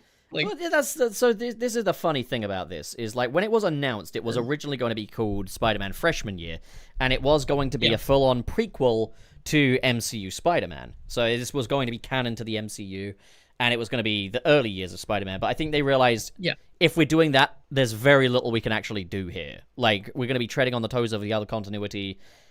So what they did instead, if they started using characters like, you know, if they brought in like Shocker or something, you know, like anyone, then that means they really would either have to like completely have the MCU ignore them, or find someone who could play the character that can like sort of fit in with that same character that exists in the cartoon, I guess. Exactly. So instead, what we get is like an alternative Spidey story for the MCU, which is kind of like it's kind of in a way like what an MCU Spider-Man without Sony is like, basically. Like, this is MCU Spider-Man, just they don't have to speak to Sony first, and they take things down a different track. They can kind of tell the story in the order that they want. In many ways, I think the strength of that formula really shines through in this one. But what's funny is it didn't look very promising at a first glance, because when I first saw the trailer, I was like, okay, I actually really like the aesthetic. I've always been one of the people that's on board with the animation. But I was like, okay, so we got Quirky Parker. He's back in high school again. He appears to be at a special school with the Oscorp internship. And he's wearing numerous suits that are not the classic. No more gimmicks, guys. I can't with this. But then, upon tuning in, wow, I was amazed by how much I really fucking love this show. Yeah, like the amount of like praise that he was giving this show, I hadn't seen it yet, but he had told me multiple times that he was like in love with this show, It's peak. and I was like, okay, I want to watch it, and we started watching some of it, and I was like, oh my god, yeah, it's kind of peak. Like this show, it's. Remember how I said about some of the other ones? I was like, the characters are bad, the art's bad, the animation's bad, everything's bad. Like, it's the exact opposite. Like the characters are probably my favorite out of any of the cartoons. I think the cast, like Peter and his supporting cast, are fucking fantastic in this show. Like they feel more alive and real than the actual live action movies, in my opinion, You which also is were insane. quite happy to see Nico Minoru as well as like a major character. Uh, I mean, the only place I've encountered Nico Minoru before is in that game, Marvel Midnight Suns. So I really didn't know too much about her or the Runaways. But in this show, like, she has some mystical thing going on. I think they're like for a future season or episode that they're definitely going to delve into like powers she has or something. She's got this special amulet. I was more just interested in like this friendship they have is like it's just so good, and it felt bad seeing Nico get thrown to the wayside when Peter's hanging out with Harry and doing Spider-Man stuff, and he keeps That's another canceling on her. wonderful Or like, thing about this, though, is that we're back to the human great. interest again. We're back to Yeah, the secrets having consequences. We're back to like these characters kind of not being equals in the whole like grand calculus of the Spider-Man story, and they have to kind of deal with that. Um, like I also love the parallel paths that Peter and Lonnie go down, like with Lonnie becoming Tombstone. mm, Like I think Tombstone's an okay character, but this show really made me much more endeared to his character because it was kind of more of a sign of how people can get involved in gang culture at a young age and how it can ruin people's lives and stuff. And like, he stumbles into this gang not by choice, but because it was what it took to get his little brother out of it. Like that was yeah, amazing. Like a really great bit of story there, and how that kind of parallels with Peter kind of being kind of groomed into this new superhero that he's not really by Norman Osborn. Like Norman Osborn doesn't really get the whole Spider-Man thing and is kind of taking advantage of Peter in a number of ways, but he knows Peter's identity, so Peter effectively has to go along with all of his shenanigans, really. yeah. He Um, really likes Norman though. I feel like he sees him as like another father figure, that kind of thing well, too. he tried that, like, because Like, there's that yeah, episode where he's kind of down for the count and stuff, and there's that bit where May is like both Peter and May have a sense of kind of like they want to be something better, and it's largely because mm, like Uncle Ben, and like Aunt May kind of laments like I wish you could have had Uncle Ben as just like someone to talk to in your life and stuff while I'm not yeah, there, and then lo and behold he gets home from speaking to Lonnie, and then Aunt May's not home. And he thinks back to what Aunt May said. He's like, okay, maybe I do need to find this other father figure in my life. And he goes to Norman Osborn when Norman Osborn busts out the mantra, but the most fucked up version of it. With oh great yeah, power comes great respect. And it's like that is so yeah, clever because that was fucked. the show doesn't explicitly tell you about Spider-Man's origins or anything. It does Spider-Bite, but like not Uncle Ben and stuff like that. It's Yeah, assumed that like he died off screen, died of an illness, I believe, according to the comics. So I don't. Yeah, they've eliminated that part of Spider-Man's origin story, which initially had me kind of uneasy until I saw that like Jeff Tramel's reasoning for it was he wanted Uncle Ben to be a character and not a plot device, and that like he wants him to Uncle Ben's lessons have inspired Spider-Man, but he doesn't want Uncle Ben to just be that lesson. He wants Uncle Ben to be more than just a yeah. lesson and just be It someone also, who yeah, it implies also something super interesting to me is when Norman says, "With great power comes great respect." Peter doesn't say, "Wow, I heard something like that once from my uncle." Like he doesn't say anything like that. So that makes me think he didn't get that from Ben. maybe Like not in so like the when he gets that from Norman and it's different, it's like I feel like my stomach dropped a little bit. I was like, "Oh, like are we gonna see like a very different Peter Parker in this show?" I think Like he does actually know. I don't think he would have said like, "Oh, I heard something like that," but I think it just kind of conflicts with what he's learned from Uncle Ben because we can yeah, take they just from don't this show it, show you know? that he's a really good guy. And like Peter from the start is like quite a nice, virtuous guy. Like he's someone that jumps in to save Nico Minoru without even knowing who she is. Um, Mm, and like, yeah, I think the idea is that, yeah, Peter is Spider-Man because of Uncle Ben still. Like, Uncle Ben inspired him, but it wasn't a guilt thing. It wasn't like he became Spider-Man out of, like, a need to make up for Uncle Ben's death. Mm-hmm. He became Spider-Man because, well, that's the kind of person he is thanks to Uncle Ben. I think that's kind of cool. That's kind of a cool direction to take it in, and, like, I'm glad we kind of acknowledged that this time. But I remember, like, seeing the origin story play out in the first episode and being like, this is a lame version of the Spider-Man origin, like clinking two action figures together, only for them to revisit that and it be like a bootstrap paradox in the finale, like Doctor Strange. Like, actually, like, Spider-Man effectively creates himself in a way, because, like, Norman Osborn is creating new spiders to kind of replicate the Spider-Man thing because he wants an army of spider people. So he does that successfully. Then Doctor They're definitely Strange... going to do Spider Island in this show, now that I think about it, if that's the case. Yeah, but then Doctor Strange arrives, and while battling the symbiote, the fucking spider that Norman Osborn made travels to a time portal. I don't think it was a symbiote. I think it was something else. It was a symbiote. It's credited as the symbiote. Was it? It's just so different. Like, what the fuck was its deal? Like, why was it... What do you mean it's different? It's a black organism with fangs and fucking Spider-Man eyes. I know, but it's like, I've never seen them look like that. Like, what is it possessing? Is it possessing anything? Like, I don't know, man. I don't know. Like a big horse? Like, what the fuck was it? Like, don't worry about it. Maybe the symbiotes just take this form in this version. I guess. Yeah. But, like... Oh, there's so much to gush over, though. Like, the Scorpion storyline as well. Like, with the Scorpion being, like, the rival gang to Lonnie Lincoln, and how, like, the Scorpion just becomes this problem, and, like, Doc Ock is the one that made the Scorpion suit, and he kind of overcharges it with, like, gamma rays, and it causes it to, like, fuse to his skin, and it's really gnarly. Yeah. Like, but it's so... Like, I mean, that is the story of Matt Gargan anyway. Like, that is kind of how it happened. Like, his suit gets stuck on him, right? Well, yeah, the suit is, like, fused to his body, but, like, there's a lot of different ways it's kind of gone in the comics. Like, sometimes it's Jameson puts him up to it. Yeah. Yeah. Before. Sometimes it's more kind of like a organism thing. Like, in Spider-Man, the animated series in the 90s, it was more of a transformation into a scorpion creature. Gross. But, like, there's still a suit to it. But, yeah, I thought Scorpion was done very well in this. I really, like, I was worried about all the many different super suits Spider-Man would get. Fortunately, they are kept to just one episode, really, where it's like, you know, he's going through all the different designs that Norman's made, and they all kind of serve in how, like, Norman doesn't really get the appeal of Spider-Man, really. Like, he just doesn't quite understand what Spider-Man is about. Eventually, they land on, like, the white suit, which is, like, the Oscorp suit, which I thought was actually kind of cool. I do still think, good. Like... I generally it's like the Future Foundation suit, almost. Oh, yeah, it looks near identical to that Future Foundation suit. I won't lie.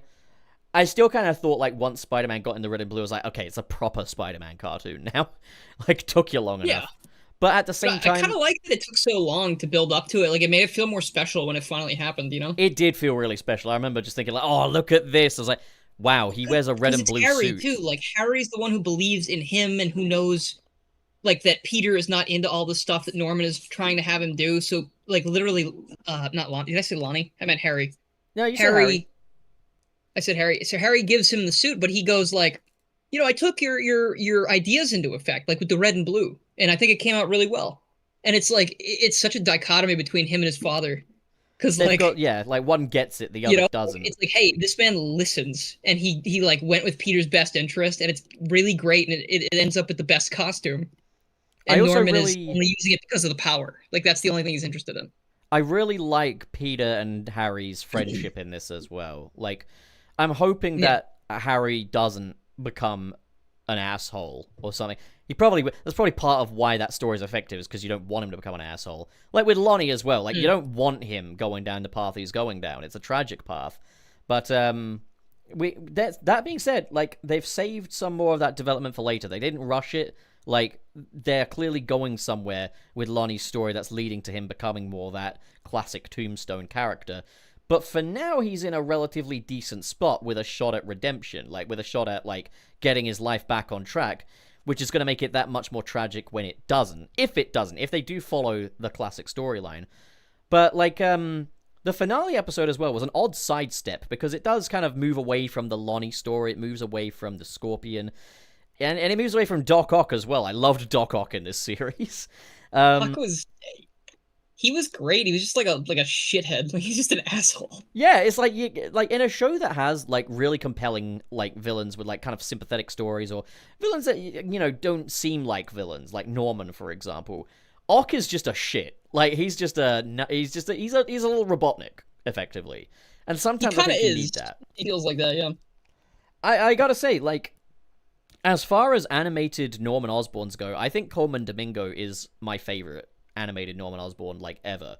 He's excellent in this role. And that version of Norman is, like, really kind of deceptive, a little smarmy. Great. But also you kind of see where he's coming from as well. Like, he's a very multi-layered character. He is, and when we were talking about it earlier, we first started talking about this and Norman. Like in my head, I was like, is he my favorite Norman Osborn? Like just because of how well the portrayal is and how good the voice acting is. But I think it's really hard to beat Willem Dafoe. You know, I think he's probably my favorite animated Norman. Yeah, but, like live definitely action... second favorite overall. To be honest, though, I would be like, I think Coleman Domingo has said that he would love to play a live action Norman in the MCU. I'm like, yeah, do it. He's great. I would love to see that. I would fantastic. Because I think Peter would be like, imagine he meets the guy on the street, right? And he's like, oh, thanks for helping me. And Peter's, Spider-Man's like, no problem. And he goes, oh, I just, I have to know your name, that kind of thing. And he's like, oh, I'm Spider-Man. He goes, nice to meet you, Spider-Man. I'm Norman Osborn. And then Peter would go like, he'd be like, he'd probably just fuck off. He'd probably run away. He's like, that's not good. We can't have that. Like, fuck. But, like, yeah, there's so much charisma in Coleman Domingo's performance as well that, like, Norman... Yeah. Like, he's going to be up to no good, but you kind of don't want him to be, because, like, oh, he's so kind of likable, like... That means it's working. Like, that's why I think it's going to hurt for Peter once Norman actually does go full bad. Like, it's going to suck for Harry, obviously, but I think Peter's going to be like, damn. Like, I really thought, I really thought I was doing the right thing with this guy. We know that, like, Peter knows something's up with Norman, because not only did we have, like, the finale episode, but, like, Daredevil is looking for Norman. Oh, that was a cool cameo. It's true. Like, that wasn't Charlie Cox doing the voice, was it? It was. It was? Yeah. That's awesome. I need to watch the next episode of Daredevil, actually. Oh, we could, yeah. It was a 2-episode thing. The first episode of the 2 was easily the weakest, but the second was really good. Okay. That's fine. I forgot they were doing 2 this week, yep. Yeah, there's a reason for it. Okay. But, like... I like last week's.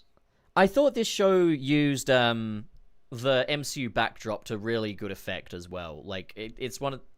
Like, there are times when the MCU backdrop has been kind of the detriment of MCU Spider-Man, in that, like... we couldn't do, like, the Aunt May finds out storyline, even though we kind of set that up, because, like, well, we've got an Infinity War to be getting on with and stuff like that. Whereas here, we can actually explore those things. I love kind of how sincere the story between Peter and Nico got, especially, like, with the identity reveal. Like, I don't think it's ever been handled with that level of tenderness since Daredevil Season 1, when Foggy found out who Daredevil was. Mm. Yeah, so I love that. Impressed. Again, the real consequences for, in Peter's mind, he's been Spider-Man for like what, a year, right? Yeah, around about. Or a few months or whatever. Well, so about like 6 months. So 6 months, he's been Spider-Man. From his perspective, he doesn't want to tell people about it because, like, I mean, obviously May would be worried about him. I'm sure everyone would be worried about him if they knew. And he thinks, it's that whole thing where it's like, oh, if the people find out who I am, and they know I care about you, then you're in trouble. Oh, so like if I become... That it's... Go on. I was gonna say, the fact that Nico is so upset that, like, such a huge part of Peter's life was like, kept from her, and, like, that's the reason he's been lying for so long. It really hits hard. Because, like, you understand why Peter wants to keep it a secret, and he needs to. But then when it's, like, it comes out, it's like... It is shitty to lie to your friends for a fucking year. Well, you do feel bad for Nico, but I also like that. And I do, yeah. When they reconcile, Nico's like, "Yeah, I've had a bit of time to reflect as well. I could have been better and stuff." Because the truth is, no, I like that as well. Dylan, if I'm Spider-Man, I don't think I'm obligated to tell you about that. Yeah, that as well. Like, I feel like there's no secret you're ever obligated to tell anyone, even if you're really close. Like, I can understand feeling hurt by it. Yeah. But I'm glad she came to that. No, that's the thing. That reasoning herself as well. Yeah, you could still feel sympathetic towards her, but she acknowledges that, you know, it wasn't right to treat Peter that way as well. Like, so I don't blame her at all. Like, I don't blame her at all for acting that way. Like, it's a big thing. It's a big deal. But all This of the is, characters like, are a huge consistently likable, and while we do have the quirky Sweet Bean Parker, he does get a lot more to do than he usually does. Like, I'd say this take on Peter is head and shoulders above 2017 and Ultimate Peter. Like, this is a much more fleshed out character. I know that the art style... I wouldn't even say he's quite, like... He's, like, slightly quirky, but I feel like it's in more of, like a... he's just like kind of like socially awkward, like not so much like he's trying to be like this big hotshot hot shit guy, like, yeah, look at you, the Rhino, you know, like that kind of shit like the other one does. Like it just feels like he's like kind of a goober, you know, like he's a little bit like a kid that didn't have any power and felt powerless, gains power, and now he's just like, I'm a superhero, you know, like. I think the main thing is like you look at a lot of stuff like, say, the 90s Spider-Man anime series and Spectacular Spider-Man. There's times when, like, Spider-Man's gonna be like, fucking rats! Fuck this! You know? Like, sometimes he's gonna, like, very relatably, like, God, it fucking sucks! Whereas, like, this is more kind of the happy sunshine Peter. Like, and I think that's a Peter that's been quite oversaturated over the years. But I think in this case... fine, it works fine here, and like again, they do much more with it than they usually do. But it's also like the fact that this is not claiming to be definitive Spider-Man. It is a remix of Spider-Man mythology. Like the 60s art style is kind of like the overall look they're going for, but like this isn't like the Spider-Man of the classic era or anything like that, because like for starters, his origin story being very sci-fi as it is. These are very different takes on Spider-Man's villains. These are different takes on Spider-Man's friends.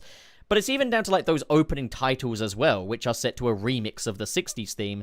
This is just remixed Spidey mythology, all done through someone who clearly loves Spider, or done through a team that clearly love Spider-Man. And that's the thing, is like Marvel Spider-Man 2017, even if it were more accurate than this to Spidey mythology, it wouldn't really matter because that love isn't there. Whereas with this, it's different, but the love and reverence for Spidey is on full display. I also, I understand some people really don't like the animation and wish it was just 2D, and the animation is very much clearly meant to mimic kind of 2D, but I think it looks good. I think the show genuinely looks really good. It did not take me a second to get used to this being a 3D thing. Yeah, no, I think at first... I was in the camp of, like, when I saw the trailer, I was like, like, I don't know if this is going to be for me. Like, I don't know if this is going to be, like, really kid-friendly. I don't know if it's going to be, you know, it's clearly not going to be, like, super intense, which I was wrong about. And the art style didn't help with that, you know, because I was like, sure, you can just do a fun art style for something, but I feel like when Disney does a fun art style, it's more so because that's, like, you know, because they're aiming it at children, because... we see what they try to aim at adults these days, you know, live action remakes and Marvel movies, like live action Marvel movies. So I wasn't sure. I was like, is this going to be like a baby show? But then he gets bloodied I didn't like it from the previews. I didn't like the previews very much. I thought it looked kind of gross. And then when I started watching it, I was like, nope, no, it looks great, actually. I think it looks awesome in motion. Like I have no problem with it whatsoever. I'd assumed that this was going to be more for kids, but then, like, yeah, you got, like, him bleeding out after the Scorpion fight, and the action in this is really great, too. Roger Craig Smith got a lot of fucking work out of this show as well. He's like, in this a lot, yeah. Like, every time there's a new character, it's like, will it be Roger? If there's a character that isn't Spider-Man, it's probably Roger. I just find very funny.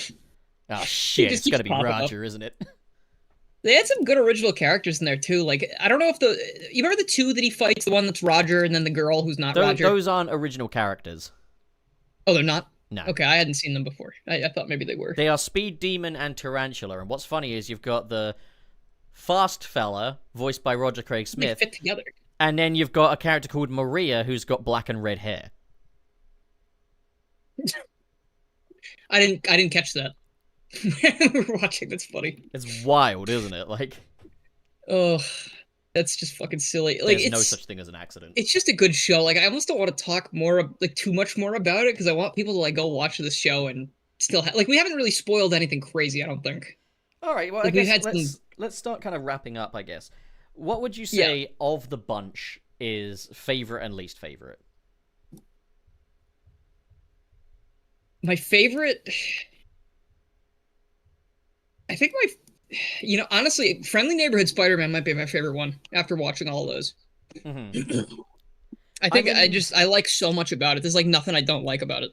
I'm in a similar boat, but I kind of struck because like Spectacular Spider-Man has been the favorite for me for a very long time. Yeah, I haven't Like really watched much of it, so that's been like my favorite. So I'm hesitant to budge after just a season on that, but I will say Friendly Neighborhood Spider-Man is absolutely up there. Like if Spectacular is the wonderful fucking love letter to classic Spidey mythology that it is, the the accurate Spider-Man and stuff, then I think, I think your Friendly Neighborhood Spider-Man is just as good of a remix as that original, I guess. So yeah, those two. I also love the 90s one as well, but I don't think I love it as much as those other two. yeah, I like it. Like if I did a tier list or something, that would have maybe been a good idea. We could have made our own tier list or something. But like, I think favorite all time. I'm pretty set on Friendly Neighborhood, but I do have to watch Spectacular. I will do that, and I will, next time if I have anything to say about it, I will definitely update. But Spectacular, even from watching 2 episodes, it was pretty high up there. I would say probably second favorite. I think the only one the worst one, because I didn't answer that. I'm gonna give it to 2017. I think. You know what I've just I found? liked almost nothing about that. There were very few things that I liked. I've just found something. Okay. It's up on screen right now. Tell you what, hold on. I'll stream it to you too. Okay. Okay. All right. Hang on. Wait. Let me. We can do this. You said about doing a tier list. Yeah. Oh, have you been doing a tier list? I've got a tier list up, so we can make one. Oh, okay. Yeah, let's do a quick tier list. We don't have to go, because we already talked about our reasoning. I feel like we can just do a quick one and then move to super chats or something. Yeah, Dylan says he doesn't owe you guys anything, so like, just listen to the man, okay? Just listen to the man. Why is that not expanding the way it should? That will do. All right, I'm gonna screen share for you as well. Okay, thank you. Now there are some here that we haven't talked about today. Yeah, so we'll just ignore those. We'll just ignore them. So let's try and do this Good in idea. an order. Let's try and do this in an Why order. is S plus at the bottom? I don't know. Whoever made this has got an imagination. I'm gonna drag that back to the top. I've just noticed Friendly Neighborhood isn't on here. Oh. You know what? No S plus. That's stupid. Delete row. We're gonna pretend. You You see this one here with Spider-Man standing on top of the giant Spider-Man logo. Actually, no. Yeah. That's too hard to make it. We're gonna go with Spider-Man Unlimited. Pretend that's Friendly Neighborhood Spider-Man. Okay. Yeah. Okay. Okay. So we're gonna start off with the '60s one. '60s. I'd put it in like C, I think. Okay. After all that hating, and you're putting it in C. It's because all of the hating I think is valid, but it's also because the guy was like fucking struggling the whole time. Like I feel kind of bad about it. It's probably better to rank the product than the process, though, right? Like, okay, if it's the product, then it's gonna be like a D or an F. I'm quite comfortable with D. All right. Okay, D sounds Okay. good. Next up, we're going to do the 90s one. Spider-Man, the animated series. B? I would put it in A. A? Yeah, I give it an A. But yeah, I don't think I disliked anything about that, aside from like the very fast origin story. Again, they do kind of revisit that stuff from time to time. It's just, like, the pacing of that show is kind of interesting. Spider-Man, the new animated series from MTV, the 3D one. I think I liked it a little bit more than the shit. What are you putting it up there for? Don't worry That about does it. not go in S. I love it. I would put it in A. I don't care. But, okay. That's got to be. I'm gonna put B at least. If we have to agree, I'd say we have to put it between C and A, because I would put it in C. I think C and B. I mean, to be fair, C might be a fair one. I think C's fair.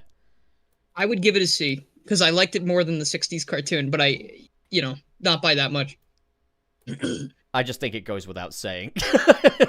Okay. Spectacular Oh, what's that one? Spider-Man in S. Yeah, put that up there.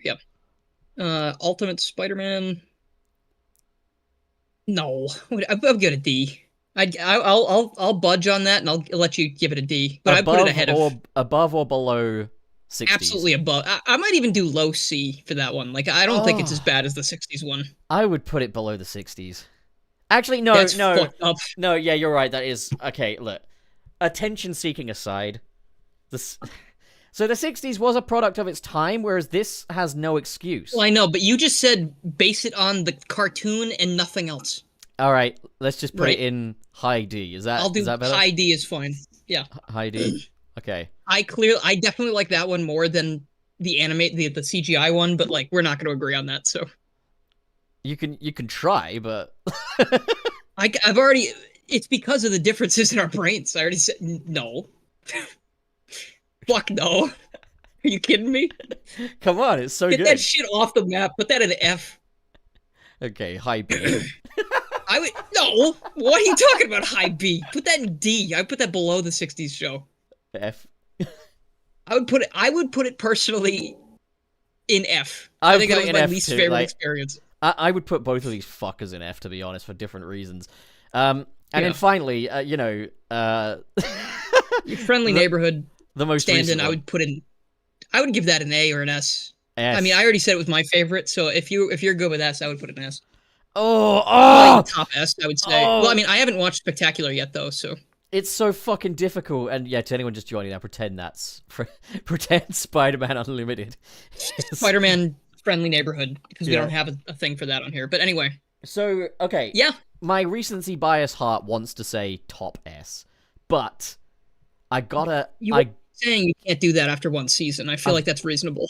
I've got to give it time. It's got to marinate, you know? Yeah. Because, like, I've been like, oh, yeah, fine. This movie's the best one since Spider-Man 2. It's like, yeah, but are any of them as memorable as Spider-Man 2? You know? Like, yeah. Not sure. Don't think so. Yeah, no, I think that's a pretty good list for the ones we've watched so far.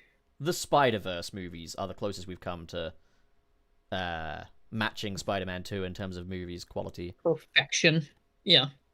All right, so I'm going to take down the super chats now. All right.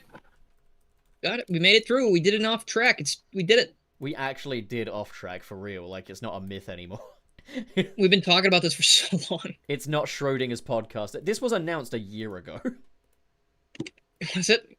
Yeah. I guess we kind of had the idea, but we never really... Like, we just had no time. Dude, Discord's new layout is so strange. I'm not used to the things being this size. I'm not a huge fan of how most of it looks, but it's the same enough. Like, it's not that different. What if we read these super chats, but in the voice of a particular Spider-Man? How about a particular Spider-Man character? How about you be Drake Bell, and I will be Neil Patrick Harris? Okay. All right. Borger. Okay. KB with the sorry. KB with the 199. It's time for the first episode of No Hogs Allowed. Yeah, well, that reminds me of the time I actually saw a hog. It was kind of crazy. Not the friendliest guys. Good thing I'm not Hogman. Yep. All right. No, that was good. That was really good. All right, Borger. Mr. Krabs sends $4.99. Homer. I'm hanging on to the other side. I won't give up till the end of me. Doe. Marge. Welcome to the mind of a different kind. You sound like... You either sound like the Neil Patrick Harris Spider-Man or Mike Ehrmantraut from Breaking Bad. Well, anyway, Burger.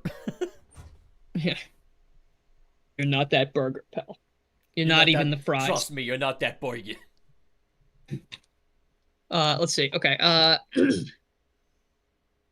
KB with the US $9.99. Thanks. What do you suppose would be the best way to do a wackier take on Spider-Man? Well, it's pretty wacky overall with Spider-Man. I think maybe, it's not the cutaway gags. Maybe just make it full-on comedy, I think, like Family Guy. But You know what? it'll obviously be a lot worse. We don't Because, have to do this anymore. We don't have to do that. Okay, thanks. um, I was getting into the role play. Like I feel like I was doing a good job. I think the way to Am I do annoying you? Is that wackier- why I'm doing too good of a job? You're doing very well. But also I was just kind of like dying a little inside. So I was gonna say I think a wackier Spider-Man can be done. Like you can do a more comedic take. Yeah. But I think it needs to be that like you still have that central kind of conflict for Spider-Man. You know, you still need all the facets that make the character great. And the humor has to be funny. And that's where Ultimate Spider-Man fails for me, is I don't find it funny. Mm-hmm. Yeah, it's obnoxious. Oh my god. Okay. Okay. Next up. Borger. Mr. Krabs with the $1.99. Gromit, make sure to play Spider-Punk in Rival. This Gamer Wallace thing is just, this is gaining more lore. Thank you, Mr. Krabs. Okay, KB with the $9.99. Fun fact, Man of Action helped work on Ultimate Spider-Man, the same guys who made Mega Man Fully Charged and Sonic Prime and Ben 10. See, that's throw the that thing. in there. Probably Generator Rex, I think. I know a lot of people grew up with like Ben 10 and Generator X. I didn't. So I just know Man of Action as the people that fucked up both Spider-Man and Sonic. Yeah. I mean, you know, honestly, the 2D shows I think look really good. Like I like Ben 10's art style. I love Generator Rex's style. When they go 3D, it just starts looking really generic. You know? Well, Man of Action aren't the animation studio. Man of Action is the writing studio. I'm talking about the shows that they've the shows under their belt, not just the animation. They have nothing to do with the animation though. They are just a writing team brought in. Well, they should. Maybe they should animate it. They are writers for hire, and you know what? That actually makes a fuck ton of sense. Yeah. That does actually explain a lot. That's why they work on so much shit. Yeah. But I mean, I remember when Man of Action... bad. I mean, like, so much shit as in, like, the amount of things. Man of Action were announced for Sonic, and people were like, oh, Ben 10, oh, that'll be great. And I would have just been sat in the corner. That was my thought. Yeah. Spider-Man. I never watched Ben 10. Ben 10's well, maybe that's something we could do an off track about. I could explain Ben 10 to you. Can we get Nick on? Can we get Nick to do that? He likes Ben 10? No. Then I mean, sure, of course. I mean, but like, why? Well, Ben 10 is something that's way past his age bracket, but there's a misconception that his avatar was inspired by Ben 10. Okay, I like that. That's funny. Wait, how old is Nick? He's like 30 something. It doesn't matter how old Nick is. There is a skeleton. Speaking of Nick, there's a skeleton in the studio right now. Oh God! Oh shit! All right. Well, thanks for making it to the first episode of Off Track, guys. And thanks, Frank. Appreciate that. It was a good time. Hell yeah! Thank you, guys. I'm glad you guys. Yeah, not too many super chats, but it's because it's a new show, not Sonic It's a new related. show. Like we're not gonna get the same audience, and it's at a new time as well. But yeah. As it is, like, just... it's mainly gonna be on Tuesdays or something. Like we're gonna have to just figure it out because this week I was just really busy. Yeah, so there's been things around. Yeah, it's all good. Zach the Robot says, and Pup was actually acting normal this time. That's Spider-Man for you. This is serious. When it's a serious conversation, Pup really Sonic is the silliness. Like Spider-Man, on the other hand. Wow. I mean, Sonic. I feel like Sonic is just goofier inherently. Like it's got much. But yeah. Anyway. Good times. It was a good first episode. I think we definitely have another one next week, and we also have a regular show on Friday. Yeah. So don't worry, it's not going anywhere. There is the regular show coming up this Friday. Dylan, what can they expect from you this week? I just got done fixing my computer after like I wouldn't say catastrophic issue because like I didn't really lose much, but it took a while to get it back to normal. So I haven't been streaming. I haven't been doing a lot. I've got a couple video ideas that I'm working on for soon, and I'm probably going to stream by the end of the week, aka tomorrow. or wait, tomorrow's Thursday, right? So I'll probably stream tomorrow, maybe Friday. I'm going to try to stream more now that I can. But that's pretty much it. I'm just kind of getting back into the swing because I was kind of unable to do things for a little bit. But yeah, that's all. The swing. Oh. Yeah, I'm swinging. Yeah, Well, hell yeah. not like with people, but like like I'm swinging on the swing set. He's a swinger. We knew it. Pup, what are you doing? Uh, I'm currently working on a big video, a really fun video, on the very short-lived Power Rangers kind of midway series, Alien Rangers, which is kind Oh of a yeah, divisive one that's not talked about very much. So I'm going to right. talk about it Saw your community post about that. and why I think it's actually kind of cool. Okay, that's interesting. I also saw you uploaded your thing about the Justice League X Sonic comic. Well, that's not my Really cool thing. thing. That's literally just the Sunset City bits that are about that. Oh, Yeah. okay. I might grab the Sunset City part where I talked about the timeline and do something with that. That seems like it's something we could do something with. Go for it, man. There's so much we can cannibalize, but reused Yeah. content No, never I'll look gets at a that lot later. of views, so just beware of that. Yeah. Anyway, I guess that's it. All right. Skeleton, don't kill us, please.